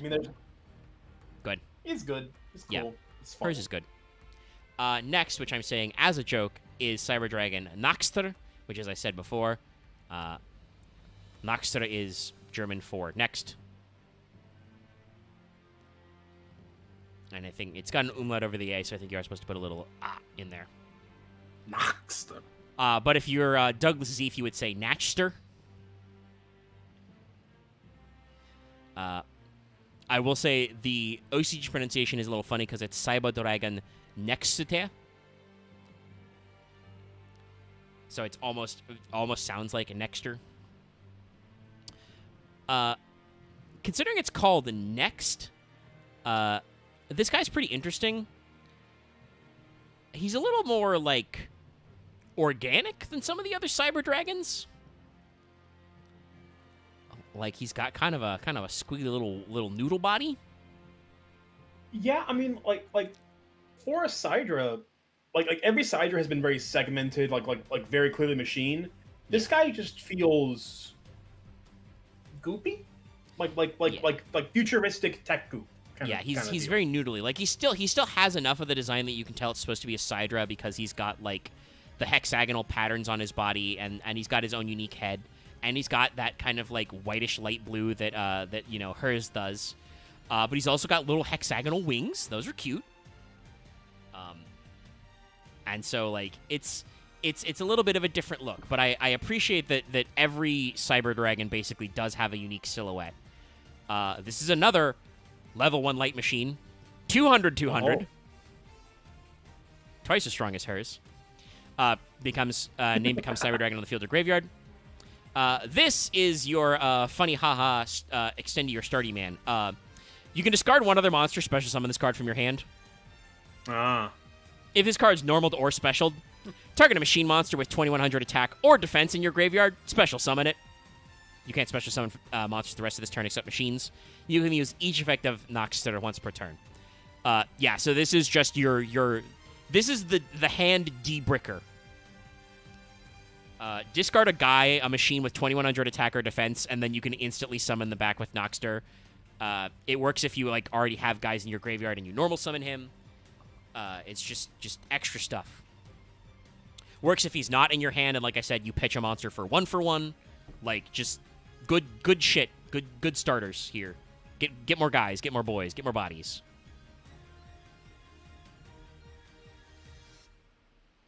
Like the problem with Cyber Dragon, they didn't have enough ways to special Sidra, Yeah, the thing is we're just going to turbo out every single Sidra. And actually, I was wrong. I forgot. We have one more number guy. I don't know why we stopped at 4, but our next monster is Cyber Dragon Vir, which means 4. Yeah. Cyber Dragon Vir.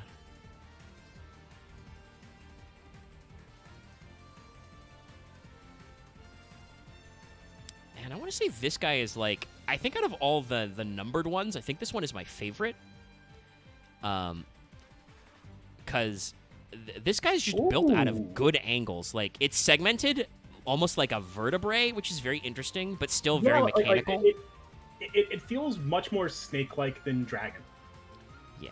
Which is interesting, because like a lot of the dragons were already kind of snake-like. They didn't have wings, or they weren't very dragon-esque, but like You see dragon, like, yeah, this is a tech dragon.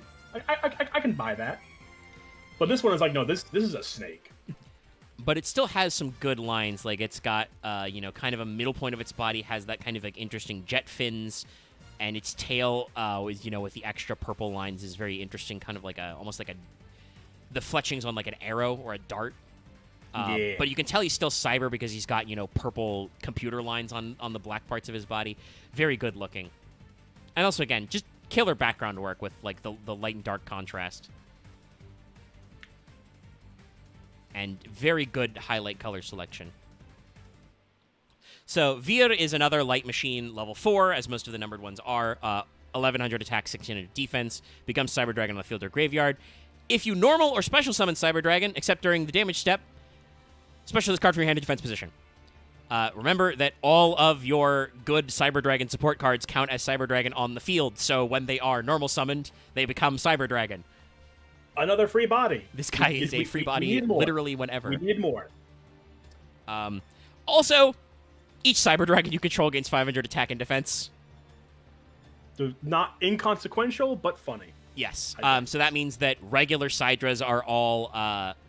it is each Cyber Dragon, not each Cyber Dragon monster, so it doesn't work on fusions, which is good. But regular Cydra becomes 25. This guy becomes 16. It's only Cyber Dragon? Yes, only Cyber Dragon. Okay, I was going to say, if this hit Infinity, oh no. No, it's not Cyber Dragon monsters. It's only Cyber Dragons. But still, because everything you play counts as Cyber Dragon and you can spam the shit out of them, 500 attack and defense, not terrible. That means that this guy is actually a 2100 defender. Yeah. Your vanilla Cydra is a 2500 attacker. 2600, isn't it? Oh, yeah, right, because it's 21. So, yeah, it's 26, which gets over most things. It means that, Dry is 1800 normally. That becomes, 23, which for a level 4, pretty good. Yeah. Like, it won't save your little level 1 guys who have, like, no attack or defense, but it does make your opponent have to redo some math. And like we said, this guy's just another, like, literally free body. I cannot imagine a world where if you have a Vir in your hand and you have any other card in the Cyber Dragon deck. What? Every Cyber Dragon card I read just makes me think of one of those, like, pop-up ads you see on, like, on any video or something that isn't YouTube. It's like, I need more men. Bring me more men. Yeah. It's like the war game. Like honestly, I mean, because Fortress Dragon exists and that works for Boast Field, you already kind of have like a big Link monster. But I'm like, man, you could probably make like a Link 4 Cyber Dragon monster, and you'd be able to make it pretty easy. Like, yeah, probably why they haven't made it. Yeah, honestly. Are there any good machine Link 4s out there? I mean, isn't one of the big Link? Isn't Access no Access codes? No, Access codes Cybers for sure. I mean, there's Orcustrion. Well, we never make Orcustrion. Wait, what's Ambler Whale? Ooh, Ambler Whale's a pain in the ass. That's right. The new Orcust. Yeah, about to say. Gear 2 doesn't need an Orcust Link monster, but you can probably find a way around it. And the new Sky Tracker card, Spectra. Interesting, yeah. They're all the Machine Link 4s. So yeah, and honestly, probably because of Orcust, they don't want to make more generic Machine Link 4s. Yeah. Because they're already a really good engine. For the best. But like I'm just saying, there's room there for a Cyber Dragon specific Link 4, which could probably give you some extra teeth in this deck. Like Cyber Dragon, sadly, obviously there are still a lot of combos that get you to infinity, but it is not the thing your deck is best. I think by design, like I feel like infinity is one of those cards that Konami printed and then immediately realized, oh shit, we fucked that up, didn't we? This card's way too easy to summon. Way too good. Yeah. Yeah, this card's way too easy to summon for what it does. Shit. So, like, most Cyber Dragon support cards that have come out after Infinity are not good for you to summon Infinity. I mean, hers lets you level fix itself to 5, but that doesn't... it's not like Dry that fixes all of them to 5, so it's not, like, perfect. You have to still be playing a normal level 5 Cyber Dragon to make it work. So, like, you have the lines, but they're not ideal. But, like, the problem with Cyber Dragons is they are stuck in the same spot that I think Blue Eyes and Galaxy Eyes, like a lot of those type of decks are, which is you're stuck in the hardcore going second because going first, the only thing you can do is, in Cyber Dragon, maybe you have a line that makes Infinity, which gives you 1 negate. That's okay. Could be better. Could be worse. I think the other thing that helps it is that while Infinity is, and I think just will always be, a big shenanigan card, like you said, they have made Cyber Dragon cards that I would not say have power crept Infinity per se, but have made that being like your end goal of every board state not super ideal. So like they've made it to where like, there are other good cards to make with Cyber Dragons that are antithetical to the Infinity board combo. Yeah.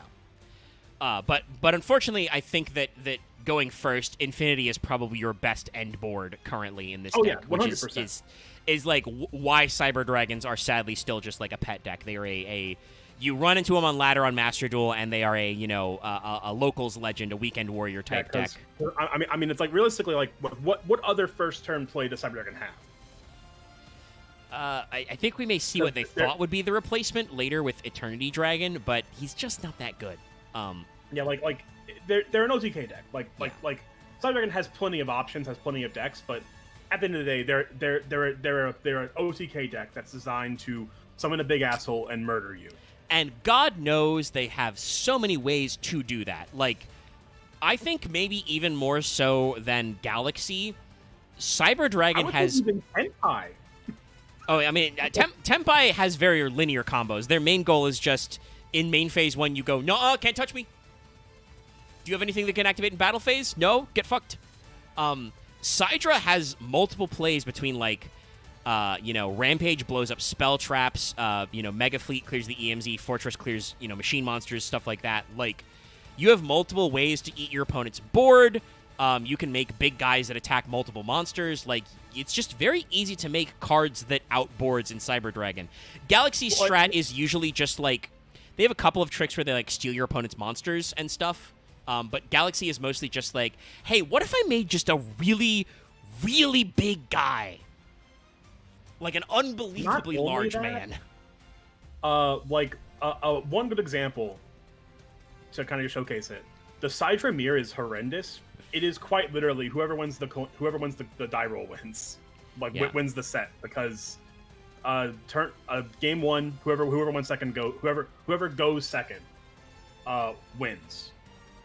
Also, Carlos, that's so, I mean, you're right, but that's so mean of you to say. Hard ass read. What's Cyber Dragon's going first play? A big token? Eat Nibiru? Die? Yeah. Yeah, that's what happens. You can summon a shitload of guys, but your deck is not designed to respond to control tools like that.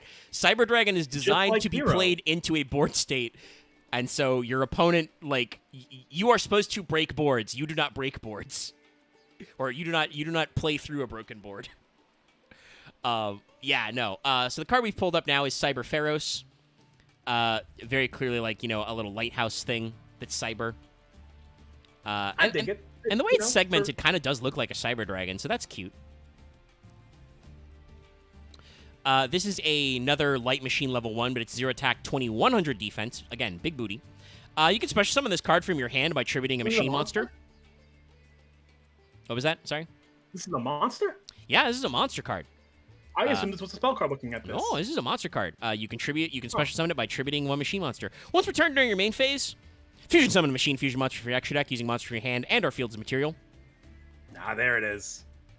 So you're not wrong. This guy is also a monster that is a field spell. This is the creature fusion in archetype.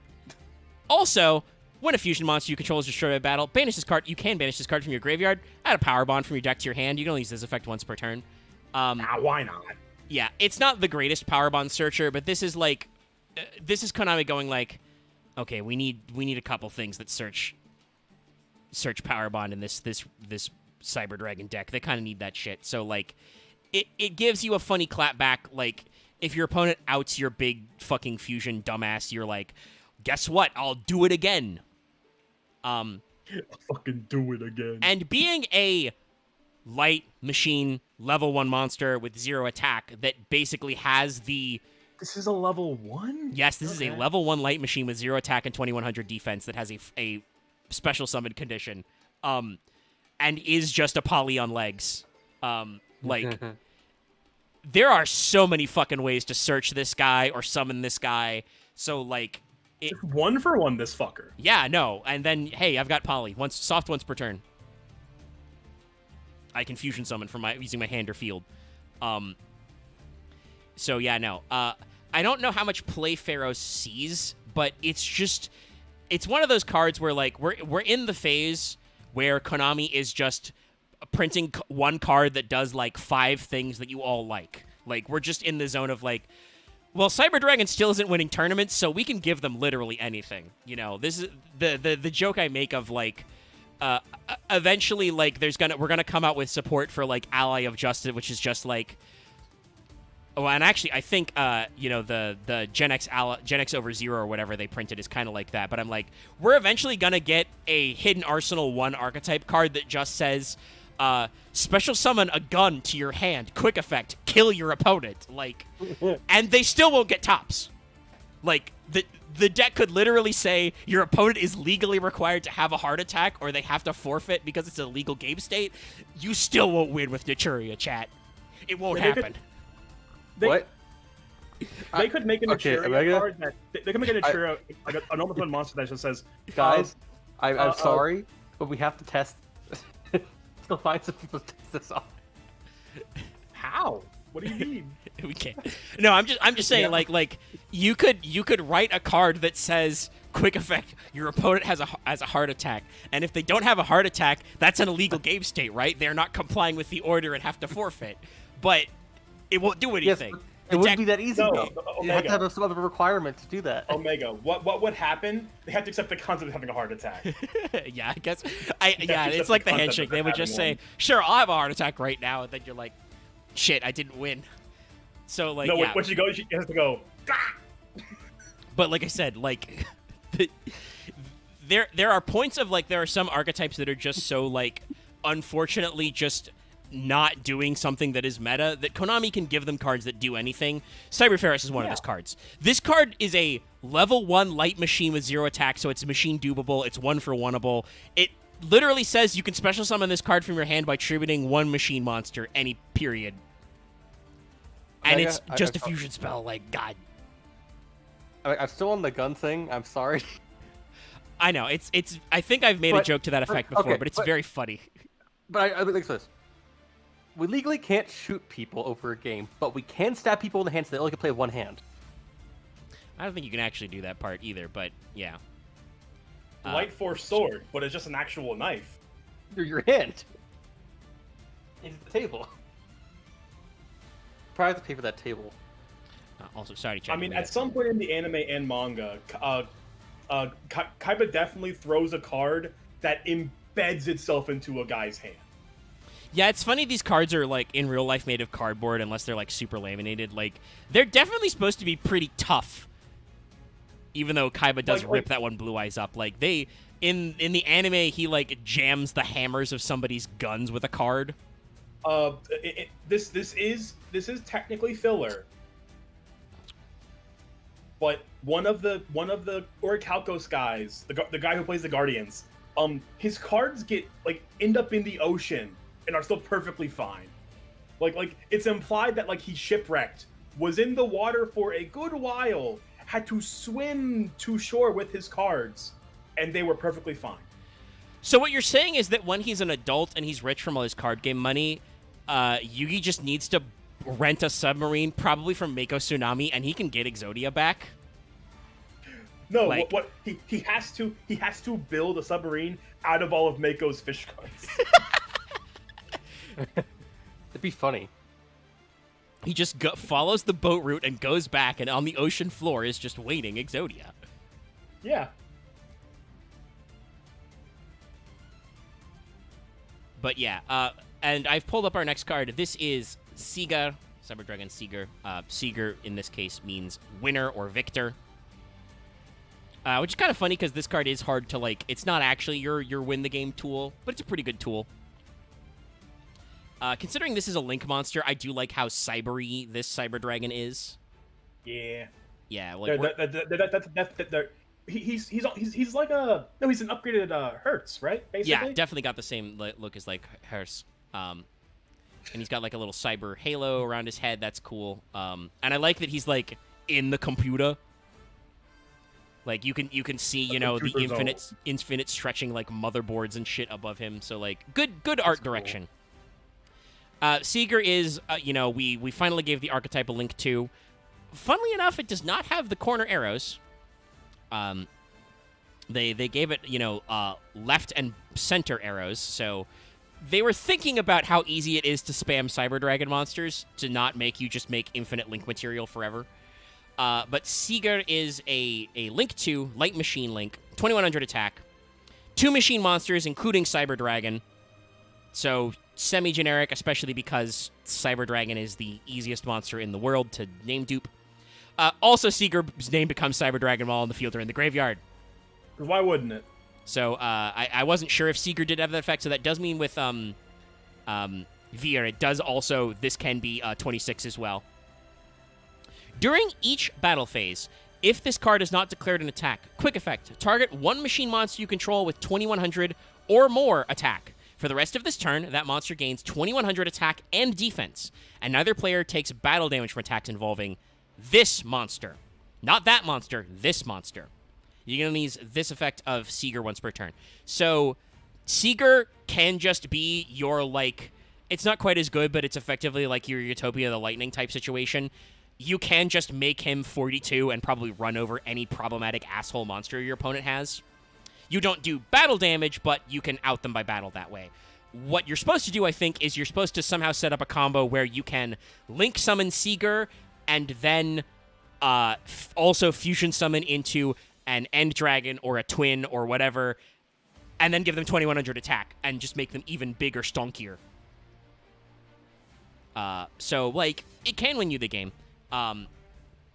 I don't think it's, like, so crazy easy to summon forever in Cyber Dragon that you do always, like, get Seeger and another big guy, but it's just a really good guy to have in your extra deck. Like, it's just solid removal, and it still counts as Cyber Dragon. And unfortunately, we have a card that's a very cool concept, but is not very good. Our last fusion monster for the day, and almost our last monster, period. This is Cyber Eternity Dragon. Now, first of all, you notice it's not a Cyber Dragon monster because they put the Eternity in the middle. I don't know why they did that. That's how it is in the OCG, too. But this one is definitely looking much more Dragon-esque. I mean, I think you can still actually.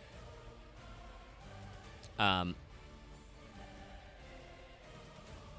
I'm just saying there are a couple of cards which like target Cyber Dragon monsters. This you know still keeps them name pattern, so it's not quite perfect. But most of the fusions also are like that. You know, you've got Cyber Twin Dragon, etc.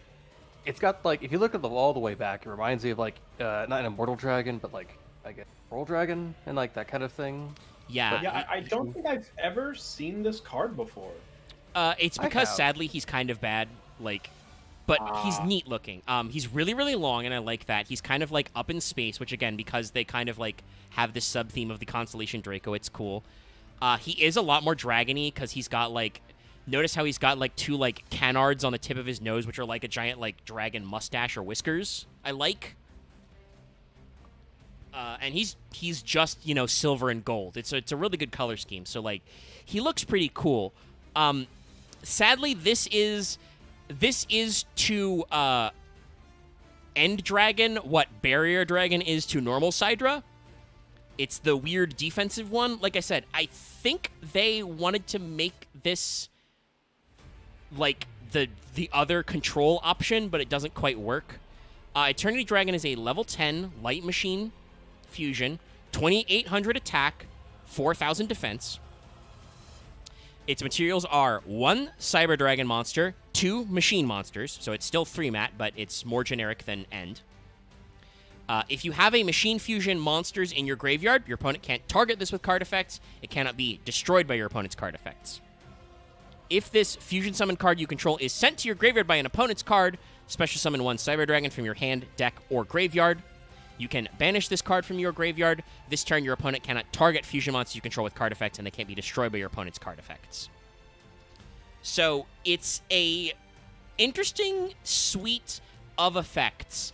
The problem is, I think they probably, with this mat setup, could have just said your opponent can't target this card and can't be destroyed by card effects. And, like, yeah, it's a 4K booty, but, like, they'd figure out a way around it eventually. But as is, you have to fusion summon this guy and then also fusion summon some other guy and put him in your graveyard to actually get at the protection effect.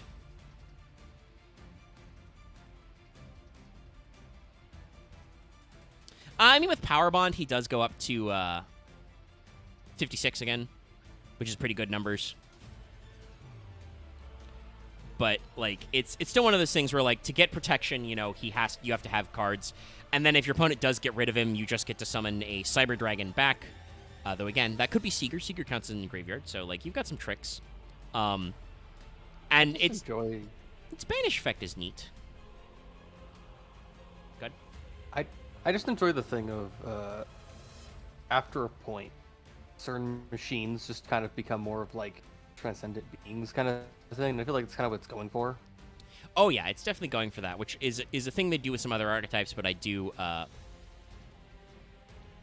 like, I feel like it's a thing of, like, eventually once a machine can replicate itself, it kind of just starts, I guess, going on the own path of enlightenment in a weird fucking way.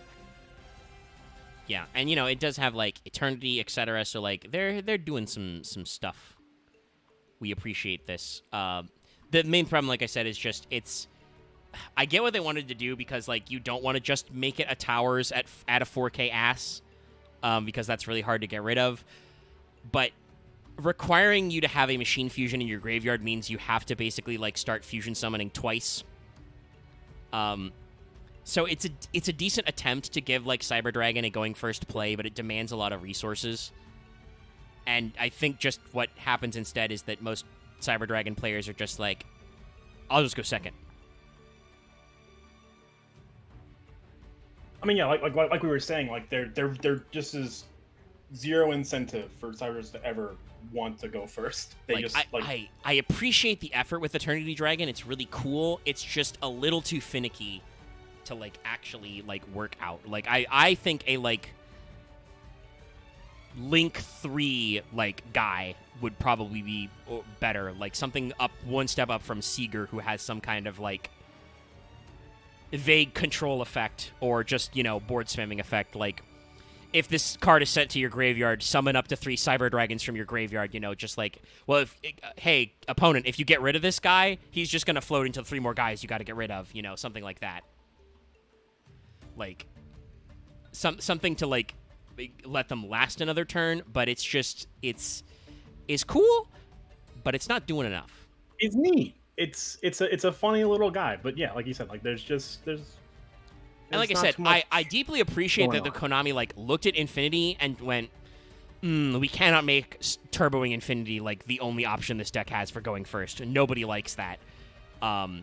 We'll come up with a different way. And they tried, and like I said, it's a decent attempt at a going first monster, a control guy. Like, it's a big defensive option.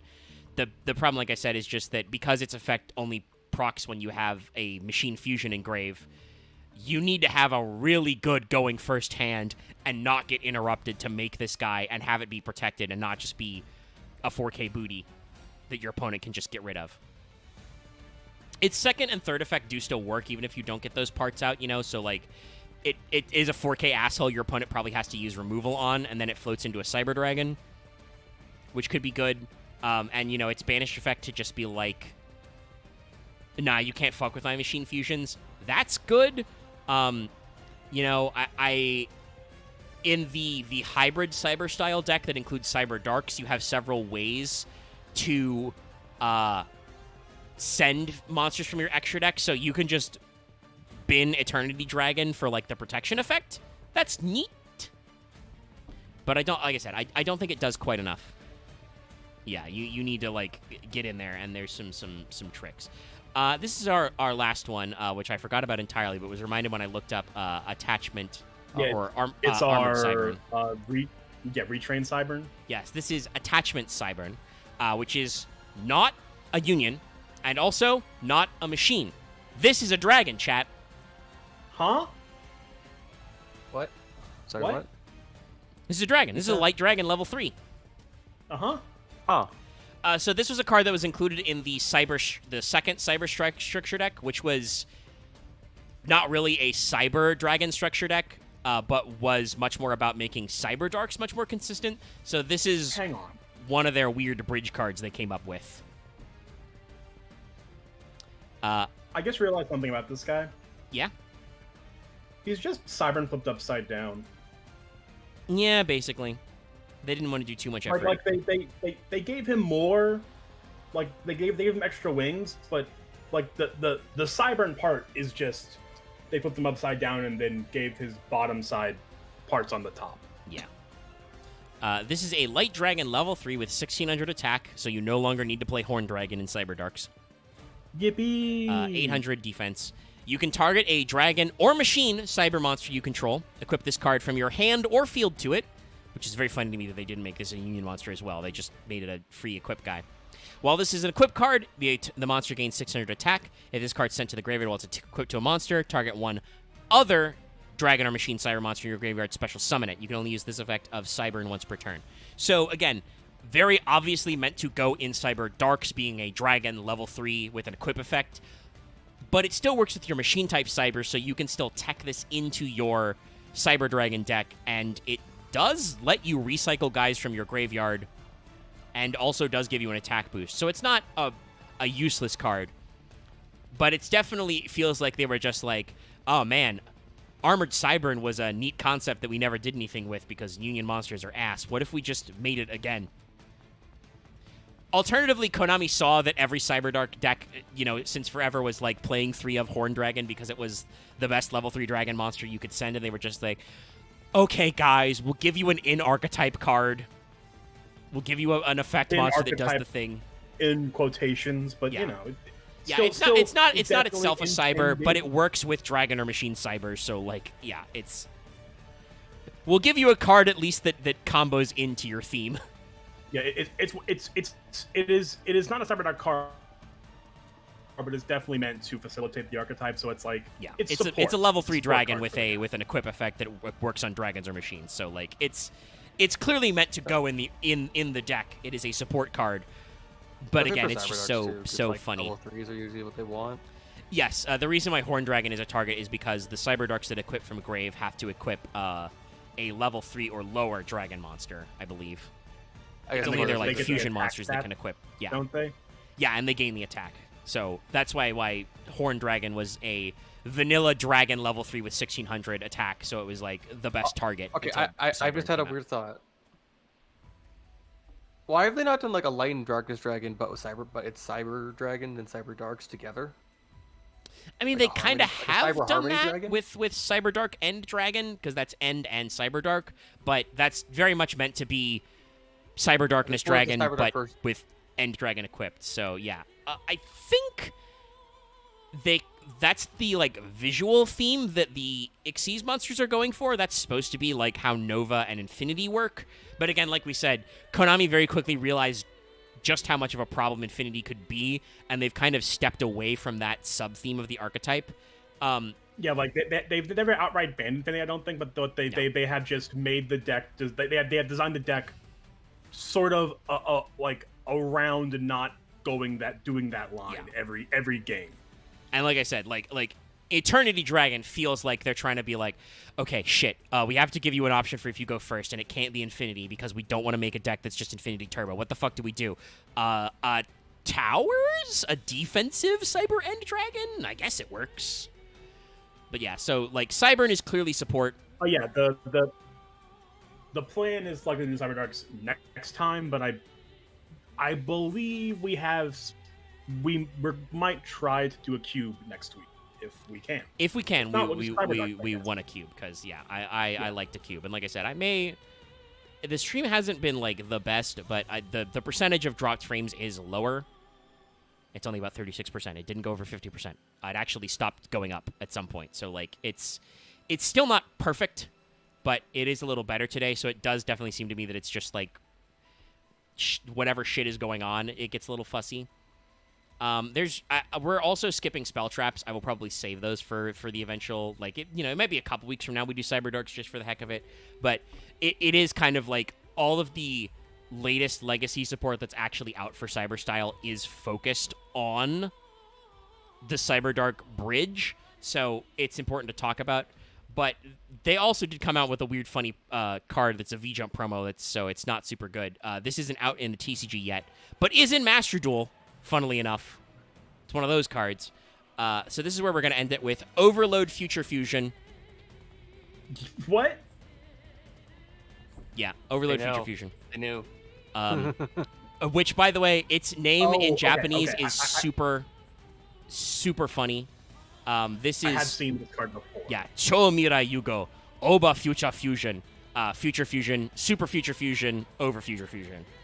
It's like a fucking DBZ form. That's Japanese card text where they say the cool words, like they say the card name in Japanese and then say it in English for some reason. I don't know why that's like a naming scheme. Overload Future Fusion, is a continuous spell card which says, and we do know what it's actually going to be called in the TCG because, like I said, it's in Master Duel as Overload Future Fusion, but it says you can activate one of these effects, but you can only use each effect of Overload Future Fusion once per turn. You can either reveal one fusion monster in your extra deck, send one material whose name is mentioned on it from your deck to your graveyard. For the rest of this turn, you can't special summon or activate the effects of monsters with the same name as the one sent to the graveyard by this effect. Or you can fusion summon one Dark Machine fusion monster from your extra deck by banishing its materials just from your graveyard. So it's kind of like a Future Fusion Elemental Hero Prisma. You do get to reveal and send for later. You can't, use those effects or special summon that monster right away. But you can get guys in grave, or you can just use it as an Overload Fusion. It's not great, but I appreciate the effort to make like a cute card that is just Future Fusion and Overload Fusion together. But like this was originally released in Japan as a V-Jump promo, so it is clearly meant to be a cute promotional card. This is not meant as like serious legacy support.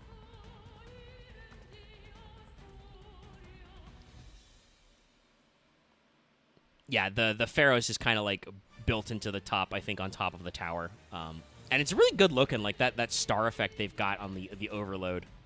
It's real neato. But yeah, almost going for 4 hours and didn't even talk about all the cyber spell traps, because those have a shitload of different names. That's the power of How many baby. question. How many cyber dark cards are there? Let me see if I can get an easy check. A non-zero amount. Well, it's more just I'm asking for actual. I mean, I can just look up Cyberdark real quick then. 6. 14. We could probably just. But that's only cards that outright name check Cyberdark. Gotcha. So there are definitely they're probably going to be a handful of. There are probably a Dark few of the Machine cyber the Spell traps cyber in there. and cybernetic spell traps I already have listed that do that. But yeah, it's not a crazy amount of guys, especially because cyber darks will be much more on the usual aesthetics you would expect from Fail Portrayal, where we're gonna like pull up a guy and go like, what the fuck am I looking at? What is this thing? Because cyber darks are much more freakier in general. But They're freaky dark. Yes. That will probably be a reasonable wombo combo to do cyber darks and then pack in all the cyber spell traps, because like some of those are very iconic. We haven't talked about cyber emergency at all, for instance, and we're not gonna, because we're at almost 4 hours. Like, honestly, get up from this chair.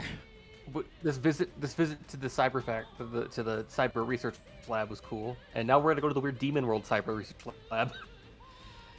The cyber dark impact zone or whatever. The cyber of hell, the hell cyber. So just The hell Reddit. cyber Rio. If you would listen, it just means Dr.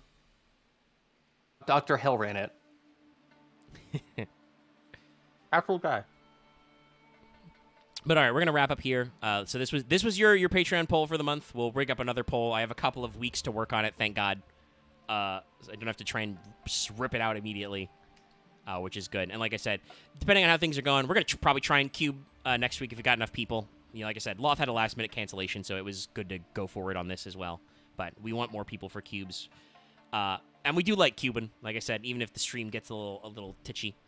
And I'm sure that this one did have some like dropped frames and frame skips, but it looks pretty good. But I think we'll pencil in our next big fail, like normal fail portrayal on Cyberdarks, because one, that is way more of a fail portrayal, both from like a mechanic and a like aesthetic.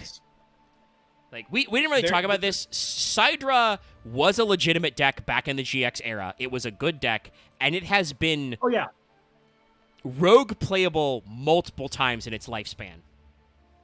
Yeah, it's been the equivalent of GX's Blue Eyes, where it just kind of pops up every few years as like, oh yeah, this deck has always had these cards, and it always will have these cards and combos that can just OTK even the strongest of boards, because haha, I take your monster, I made a fortress. Yeah, it's just one of those things of like this. It is a constant refrain in Yu-Gi-Oh, but it is one that's important to emphasize. Is just, I've talked before about how it always kind of annoyed me that a lot of like high level players are like, oh, or at least yappy players are like, oh, battle phase doesn't matter. No. If your opponent summons a big enough asshole and you don't have some way to get rid of it, if it is the battle phase, you might die. Like that is still a thing that is still a legitimate strategy in Yu-Gi-Oh! Is summon big Numby, go burr. And Cyber Dragon is one of those decks that excels at that OTK strat of just like, hey, I've made the biggest guy possible. There are so many ways that I can kill you right now. And if you're an opponent who just goes like, shit, I didn't have the right interaction for that. I'm not packing Battle Fader or, Drowning Mirror Force. Guess I'll die. So yeah, Cyber Dragons have been that. Cyber Darks, I think, are now resembling a real deck after all their legacy support that's recent. But for a long time, they were the jankiest of jank weird shit decks. So that will be a much more normal fail portrayal episode. Yeah, if Psychic and Punisher, you just make Pep, your opponent's dead. The Pepino. Talking about monsters that are technically towers in the right circumstance, Pep's way easier to set up than Eternity Dragon is. But I'll let you guys go. I feel like my voice is getting a little scratchy-doo as well. So thanks for tuning in, especially for those of you who've been here the whole time. And if you haven't been here the whole time, check out the VOD. I've been here the whole time. We'll catch up with you later and stuff and see how things are. And if you didn't happen to grab it, make sure to check out this week's Let's Take FGO. It's got the Oops All KAISER drop thumbnail. I think that's enough cross-promotion for me. I'm going to get on out of here. Thanks for tuning in, everybody. Good night. Good night, everybody.